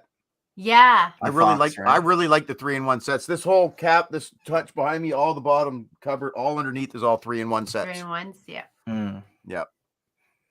Yeah, the Fox apparently is the same designer as the giraffe. The person who made the giraffe is the same designer. Nice textures on this Fox. Yeah. Snow White's castle. Oh, okay. Snow White, like that's gorgeous. Yeah. I love how they did the roof on that too. Yeah. Very straw roof. Like it's very flowy. Like it's or like is spongy, so spongy the word? Like it's like what's that chocolate bar that has sponge inside? Oh, Arrow? No, it's like crunchy. Like this. Crunchy, right? Yes. That's what makes me think of it. It's covered with chocolate. Okay. Stop with food. Yeah. I still think the dwarves needed a molded face with a nose. Yeah. You know? Like they did with the CMFs, like for the Muppets or even like Looney Tunes. They had like molded faces, and these guys don't have noses, so they look a little odd. It would push that price point higher just to make. I know, but still, I would pay for the extra for the minifigure to be. No, even like the Simpsons, had the molded faces, and they like actual like Simpsons, not just printed. So. Like here's a good example. Here's the original Buzz. Oh, right. Molded head. Yes. Right. I know. And now they give us this. Ooh, exactly. Yes. No, I realize we're not focusing here, but you can see. Yeah, that's a great example. We have the original Even Buzz Woody. too. Woody had the molded face. Yeah. And then the new Woody is just a minifigure Woody. And then somewhere back here, I'm not sure because I moved things around. There's a Zerg back here somewhere too. I'm not quite sure where he is right now. I'm not going to get too involved in looking. It came with this set here. This here again to Zellers. This was a clearance in Zellers when they went out of business. Was that in Zellers? Wow. Yeah, and you know what? And I could have bought like 5 of them, but I didn't have the foresight at the time to do that. So I just got the one. All in hindsight. Duplo came out. I don't see many people buying Duplo. Oh, the sorting hat. Oh, right? yeah. No, that talks, doesn't it? It does. It does. It moves. But does it actually have a battery, right? It talks and it moves. So you push down the top here, and then the mouth moves. American, it's 100. Oh, I see. So Canadian, I think the eyebrows move too. Yeah. Oh, do they? I didn't know the eyebrows. I think the eyebrows move as well. Yeah. Interesting. Like this is like a waiting for Toys R Us 20% off sale for me. Yeah. Like all these like Harry Potter ones. I usually wait stuff like Harry Potter, Star Wars, Speed Champions. I usually wait for the Toys R Us 20% off. Toys R Us Toys R Us is still great. That's the place to go for poly bags. They still have good deals on. After Christmas, they'll have a lot of stuff marked down. One year I was able to I got 4 advent calendars for $20 a pop. Oh wow! Oh, at Toys R Us. Wow. Yeah, that's quite the clearance. Really good. Yeah. Icons came out. So the medieval town square, which I showed earlier. Here it is here. So it's nice. You got your goat for those that like the goat. Yeah. Like I said, I saw that cheese cart and half of that being built today in a stream. Someone who went and bought it this morning and streamed it today. What stream? Which stream? Mbinda. Okay. Brick World Chicago. He'll be in Brick World. He's another Canadian streamer out of Quebec. Great guy. Great guy. Nice. I'm one of his mods. We're a very tight community. Yes. Yeah, I want to meet more Twitch streamers at Brick World Chicago. I only know I've not met him yet myself. I will meet him there myself. See, my experience there was Twitch, and when I got back, I found like certain Bricks a lot and other people that are all YouTube and Instagram people were there, but I had no exposure to them before because I'm not really on any of those platforms. I'm on there more now because there seems to be more cross traffic. Yes. Between Twitch and these other communities. Yes. It's almost I think after Brick World Chicago, we were here. Yeah, after Brick World Chicago, then the not cross contamination, but crossing the streams happened after Brick World Chicago, where very much so. Yeah. Very much. Yeah. So we have some Marvel that came out as well. Yep. Again, these minifigures are unique to 4+. They are. And you Maria might want to poo the 4+ sets, but everything in there is printed. There's no stickers in that set. That's cool. Yes. And the carousel ride. Ninjago came out. Speed Champions. Is it Ninjago or I always say Ninjago. No, it is Ninjago. No, it's Ninjago. It's Ninjago. But I just say Ninjago. We say Ninjago to upset those Ninjago. Ninjago makes more sense because the core word is Ninjago, but everyone says Ninjago. Right? Ninjago. In the show, it's tomato. Like, yes. They say Ninjago in the show. As long as you can spell it. It just makes the Ninjago fanboys upset when you say Ninjago. So it's like Legos does. And Legos. Yeah. Legos. Yeah. Yeah. A lot of people like this car. I don't know if it's because it's like a car that you can just drive. Yeah. So a lot of people actually look like a Mustang, but it's nice. Yeah. I mean, the smaller the scale, the less you're gonna get that streamlined accuracy, for right? Sure. For sure. Right. And then at the Lego store, a lot of people were getting the Star Wars, all of these. Especially so the R2-D2 when the original one we have it, and that was like one of the first sets that I fell in love with. But this is a bit smaller, a little bit smaller. Yeah, it's smaller. But you get the Darth Malik. The one from 2 years ago was actually the second R2. There was one from a few years before that. This is the third one of this size or similar to that size. But I think this one here will be the one that I might pull the trigger on because it's affordable and small. It's more compact. It's more compact. Yeah, the bigger one's nice, but it's harder to display and more expensive. This one's easier to display and less expensive. Yeah. Yep. I think the first R2-D2, the one you're talking about, was my first Star Wars set that I built. Oh. Remember we bought that one? What was it? 2012, 2011, 2012. Yep. Yeah, something like that. Yeah. Yeah. No, it's one of my favorite sets from like the beginning. Like so that's why we didn't get the newer one because it was like, it's basically the same R2-D2. So but you guys have amassed that collection in 12 years. Yes. Yes. Yeah. That's the power of 2 and 12 years. Yeah. That's amazing. Amazing. We cannot leave this house, right? Like just as we can't leave this house. So my stuff will be going upstairs in the next 12 years. Technic. Technic. Now I saw this one at the store. This one is brilliant too. The planet Earth. I know this one was cool. Are you gonna get this one? This one's cool actually. Maybe. The orbits. I'm not much of a Technic guy, but I this know, isn't Technic like I did do the rover. I've got the Perseverance rover right here. I did that one. It was gifted to me. Typically, I'm not a big Technic set guy, but space and the planetary with the orbit and everything, that's like the Earth spins, the moon spins around it, everything spins in sequence. It's crazy. Amazing. I wonder if does anything light up if the lights are. I don't think it does, but it would be cool if it did, though. You know, well, all you'd want to light up would be the sun. The sun. Yeah. Yeah, that's true. If the sun kind of shone, it would show. It would shine on everything else. It would reflect. If they made the sun out of trans bricks and there was a light inside it, that would be pretty cool. I'm sure people can mock that up. Yeah. There's got to be like a clear circular, like a ball piece, and then you just have like a light brick inside somehow. But I don't know. Yeah, it's hard. I mean, obviously, that's not to scale, but yeah, you couldn't do that to scale. So I'm not going to poo-poo that point at all. Yeah. Same. Oh, is this the same? Go down, go down. Oh, what's this? That's Lego Friends Space Research Rover. Friends. What? Space Friends. Well, I think this year is like a big launch from Amazon, guys. This is cute. This Bezos, right? There's those big wheel sections. That's that new orange. Yeah. Yeah, it's like a dark red. I like these little dark orange face on pedals or whatever. Kind of like a blood orange color. Yeah. That's nice. So this is Olivia and William. And they have space torsos. I think I wanted just that little spaceship in the air. Is that showing that it's putting out a sound? What is that in the front of that coming out of that spaceship? Oh, I think it's just graphics. I don't know. Yeah, because it looks like the flower's shaking too. Yeah, I think it's graphics. Oh, okay, yeah, all right. I thought that was like representing a sound that it was making. Yeah, that would be next level. That will be my first friend set right there. Look at just that. For the space torsos, and they come with the masks. These are just like the astronaut helmets. Even those plant pieces in that color are very cool. Everything. Mm-hmm. Oh yeah, it's like a. Is this like a?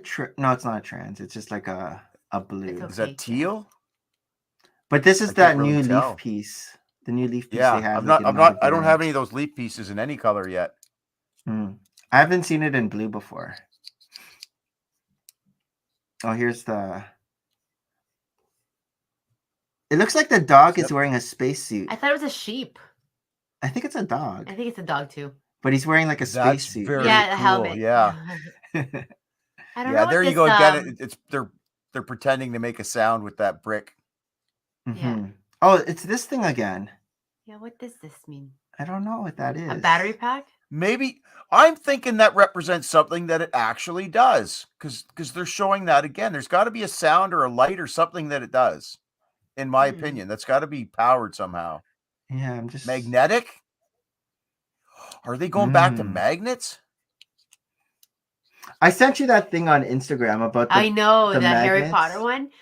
There's like you gotta send it to us, Scotty. Yeah, this person created this Lego scene where the scene where Hagrid and the students were floating and they're towards dancing. Not dancing, but they're on their boat, but going towards the castle, and they had like these magnet tracks under, and then he put trans blue water over to hide the magnet, and then you just put magnetized like little boats. It's amazing. The boats are moving around the water, but it's by a magnet track. Oh my gosh! I did see that one. Instagram? I did see that one. Yep. Cool. Yep. People are. I was thinking of the one. Someone did one where they have them dancing, and where they were at that dance, and they all spin around as they go around. That's on a track that goes around the room. That's a good one too. I bet you at Brick World Chicago, someone's gonna have something like that. Yeah. And we'll see that. I mean, we've had a lot of those motion ones, like the lawnmower man and stuff like that. Who's this designer? James May leaves the Lego room. Oh, is he the design? Is he the designer of Hocus Pocus? Yeah. He's going off to join Leppin. But he's now a new venture. He's now started up a new YouTube channel. Oh. It'll be a weekly show that takes a look at behind the scenes on what Lego sets he has been working on. Okay. Okay. So at least it's not on bad terms, and he's gonna badmouth. Show show the secrets of Lego. Lego House exclusive Lego building systems officially announced. Oh, this is the one. I saw this They one were today too. teasing. That's micro versions of a hospital, Yeah. a train, and the first Technic set. And if you look on the back, on the back, there's like 13 more like micro builds there. Oh, there you go. Wow. There you go. There's the back. There's the castle. The crane. Wow. There's the shuttle. That's Where's cool. the space? Oh, here. Is this a space? Classic That's the space shuttle there to the left of, or to the right of center. Yeah. There's a duck. Yeah. That's cool. You can't Viking tell what ship all of or them are. whatever. It looks to me like that's the tree fort or the tree house. There's a tree of some type there. Yes. This one looks like Ninjago beside the treehouse. Yeah. Like the ninja, like the temple of air jitsu or something. There's a pirate ship. Yeah. Right above the space shuttle, there's a pirate ship. So it's fairly hard to get this unless you're going to Billions or secondary market. Yeah, we'll never see that. Except for here. Yeah, just on stream. Pre-orders at the Parisian streets. So these are the only two that are still available. Oh. Huh? Have you ever bought any of those the Bricklink sets, the designer program? Last year I got the observatory, the one with the telescope, the observatory mountain. Yep. And the chalet, the winter chalet. But I didn't get any this time around. None of them really called to me. They're not. I've got one. Oh, that's one that I bought. I bought second. Like I didn't buy it myself, but I bought it from a store. But I've got this one. Okay. That's cool. That is cool. Yeah. Because, was it crazy expensive? Or not bad? No, it wasn't. But I want to make it spaceships. Oh, that's fine. I've actually got a little X-Wing and a TIE fighter in there right now that I had on there. It looks good, but I need to make like a Death Star kind of base plate for it. Lego part of Walmart Collector Con 2024. What's this? Walmart Con? I don't Walmart know. Con? Walmart will be holding their Collector Con event next month. And where will you be? March 14 and 15. And which is March break. We'll be dropping collectibles from various companies. Okay. Collector Con. Wait, so where? At Walmart, or is that at like one location? I feel like they have a special Collector Con. We'll have to like Google this. Yeah. Where they have their. It'd be nice if you buy those in Walmart. I doubt it. Like I can picture like Funko Pops or something. Yeah. Oh, I can't go any further. Oh, that's it. All right. I could show you my Funko Pop collection too. Oh, see, a collector's a collector, right? This is it. Like, I've only got one, and AZ Pinoy was the one that gifted this to me in Brick World last year. Oh, we were sitting around there. We were sitting around in the mezzanine there, the couch area. He comes up and says, "Hey, Scotty, I got you this," and he hands it over to me.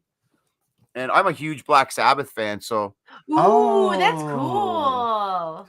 Yeah, I'll never even open it. I'll leave it in the. I've still got the plastic wrap on it and everything. And you have the background, right? Like you just want that reference. Yeah. Oh, that looks great. That's the cover of their first album right there. What's the back look like? Because sometimes like, these things, like this number is like 02. It's just okay, just like that. Oh, cool.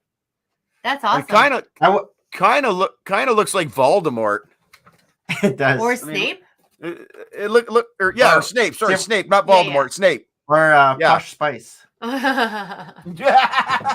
You know what? I don't want to use the word hate, so I'll say I despise her. And I was so happy to see.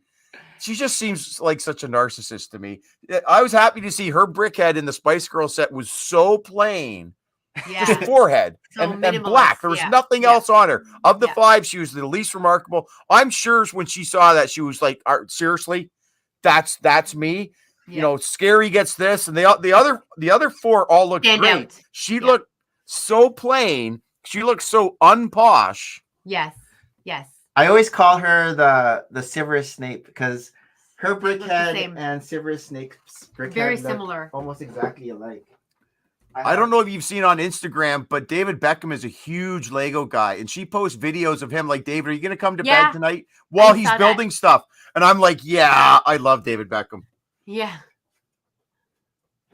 So guess who's who? So one is Posh Spice and one is Severus Snape. Well, Severus has the hair. Posh has the big bald forehead, the big face. This gives it away with the bottle. Big face. That's funny. But she's just so unremarkable. The microphone. Yeah. Yeah, she's completely unremarkable. Yeah. Very funny. So, Scott, what are you up to this weekend? Cleaning. Well, cleaning, getting ready. I'm off tomorrow to go to the local brick shop with my buddy Tess and Time, which is like a bi-weekly thing. Every Saturday we go there and hang out and usually buy something. I actually owe him a bit of money right now, so I'll pay that off. Tess and Time is he's always piecing together parts from bulk. He's always working on a set. So he's always there. I need this, I need that, I need this. And we'll just hang out and chat. And it's just sort of a social thing at this point to go hang out there on the weekend. And then Saturday night is date night because Beck and I always do date night on Saturdays. What are you going to watch? Probably stream Sunday. We don't usually watch anything on date night. We'll just sit here and we'll play cards together online. We'll just chat and maybe have a drink or two and relax. Enjoy each other's company. What are we up and actually get dressed up too. Make the point of getting dressed up for very it. Nice. We need to spruce things up again now. This weekend. Are we gonna check out that D&D? You guys, I gotta say this. You guys seem like you have a pretty good relationship and you have a definite chemistry. I didn't at any point get the sense of any sort of friction between you. Why? What someone what Lego set did you buy? I mean, Prophet and Mrs. Prophet are another example of that. I don't know if you've seen their streams, but they're an absolutely fantastic co-stream. Those two have such a great chemistry and banter together. That's what I keep telling Becca. Someday you're going to get here. Someday we're going to co-stream. We're going to do. Fun. I don't know what we're going to do, but we're going to do it together because people like that and people can tell genuine. You can tell real, and you guys, I would say, have real. So I just want to commend you for that. One of the, again, life is so busy that to me, this is like something I look forward to because I'm sitting with Nick for like a long time beside each other. Our date night. Usually it's like I'm at work and we're like texting each other. It's like, hey, you got home? Hey, you got. We've been talking for 3 hours now, and it went by like nothing. So you are right. Our longest stream was actually this 250 episode special. A few weeks ago, yeah. This is our longest regular stream. We haven't gone this long. Yeah. We're not done yet. We didn't even have Harold, who also would show his show and tell and chat with us. No, I feel like the weather's been warm and cold. Like we've been getting sick. Like I've been having this sore throat. I kept the two younger kids home, so I feel like I just need to recover this weekend. But my mom's actually cruising, coming back. She's coming back from her Asian cruise, so she's right now just texting me. She's in Vancouver. You have to pick her up soon. And so I gotta pick her up at Pearson at like 6 a.m. I'm like, just text me when you're there, and then I'll leave the house. Yeah, and everything. But just closing off basketball season for the younger guy, and that's right. I try to have my weekends very uneventful, but I'm such a busybody that it turns out to be something anyways. But I am trying. I feel like it's one of my life goals to just slow down, simplify. Are you gonna help me build the medieval town square? Slow down, simplify. I'm gonna start building that this weekend. I'm excited to build that. Yeah, that's good. I was excited to build. Finish up this behind me. Yeah. Oh, the layout. Nice. Are you streaming this weekend? Yeah, I'll stream Sunday at some point. Not sure when. Usually like to stream Sunday afternoon. Like I said, I don't have an established schedule, so it's sort of I'll go on when I go on. Yeah. Before we sign out, what would you like to plug in terms of Twitch, Instagram, schedule? Just the Twitch Lego building community in general. If you haven't got there, if you're watching this on YouTube, folks, or Instagram, wherever you're watching this, give Twitch a try. You won't believe how inclusive and accepting and nerdy and chaotic and connective our community is. We really are a tight group of people, all with the same interests, and we have so much fun and banter. I've been there almost 3 years now, and I'm fully addicted to it, and in a good way, because I've made real life friends. I've found my life partner through Twitch. I didn't think that would happen. I didn't think I would find her on the other side of the ocean. I'm so tempted to drop an F-bomb in here, but I have not done it yet. I will not. On the other side of the ocean. I did not think I would find that, but I did. And I wasn't looking for it, and I found it here. That's awesome. I'm going to just say that internet friends are real friends. They are. Yeah, you wouldn't think that, but it's a thing. And then when you meet them in person in Chicago, it goes to that next level. Yeah. It just solidifies it a bit more. Yeah. No, that's cool. So I know, because like Twitch itself. When the internet kind of first started, people were like a little weary about making someone connections, from the internet. But part of it too was you couldn't see them, right? There was. I remember the first time ICQ kind of dropped ICQ, and then there was this person from New York that we were chatting. But we're like, are they real? Are they real? Because everything just type, right? Like you don't have this. Do you remember ICQ? You don't have this. I do not. I've really only been online for like 3 years, so. Yeah. This was like 1997. Just like dial up. My son was born in 97. I was busy changing diapers. Yeah. Yeah. You had your hands full, huh? It was dial up internet where you go. Yeah, dial up. And then you I do remember that. And then you find a room, a chat room, and then there's all these chat rooms, and then you enter a chat room. But again, you don't have the live, right? You don't see them, you don't really hear their voice, so everything is just based on what they are typing, and it could be anybody really. But how times have changed. Twitch streams are interactive in real time. You can talk to the person creating the content, and you can talk to everyone else there who's enjoying it too. Yeah. And the things the things we get into are just crazy fun. Sometimes I will be crying laughing. Yeah. And I must say, I've kind of honed that comedic response from being here, that ability to come up with a response right away, the one-liners, the innuendo, the play on words, all of that this has been such a absolute lesson and practice zone for perfecting those skills. And I have so much fun in chats. I have more fun in other people's streams than I do in mine, because when I go to a stream, I try and bring the chat alive. I try and be that person in the chat that every streamer wants, someone that's going to be an active chatter that gets other people going too and gets them laughing. And it's hard. You can't bring that to your own channel. It's like being the wedding guest. Like, I love being a wedding guest. I don't want to be part of the wedding or the wedding party, but like if you're inviting me as a wedding guest, like I'm just like a chatter, right? Like put me in any table and I will connect with you. Yeah. So, Friday afternoon on Twitch, I was at a wedding at 2:00. Member of the community live broadcast their that's wedding. Awesome. They did it on YouTube, but they also it was live to Twitch. So all of us from Twitch were there, in the chat. Congratulations. I was in tears because I could see that being myself. Someone I've known from this community invited me into their wedding.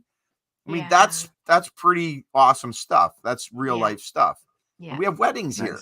It's the community here is just incredible. Just incredible. So cool. So to find you on Twitch, you are ScottyRotten68. Yeah. Yep. ScottyRotten68. On Instagram, ScottyRotten1968. And nowhere else as of yet. No. I did have a Facebook account years ago, but it wasn't Scotty Rotten. It's since been deleted, so you won't find that.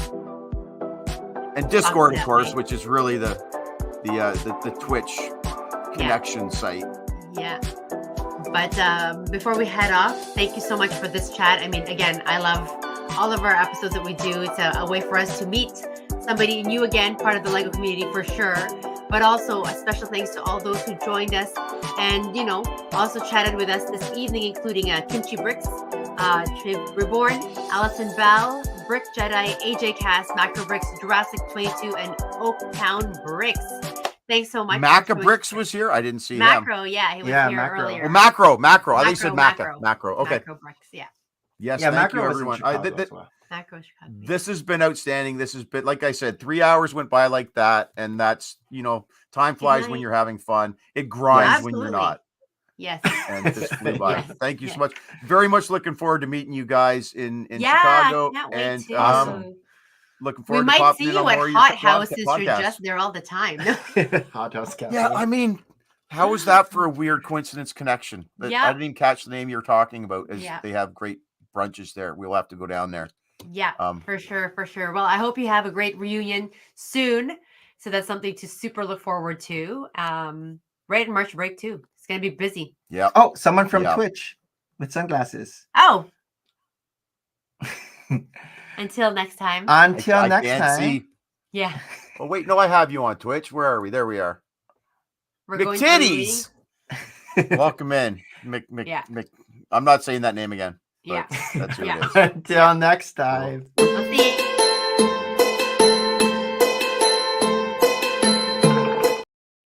Merry Christmas and bye.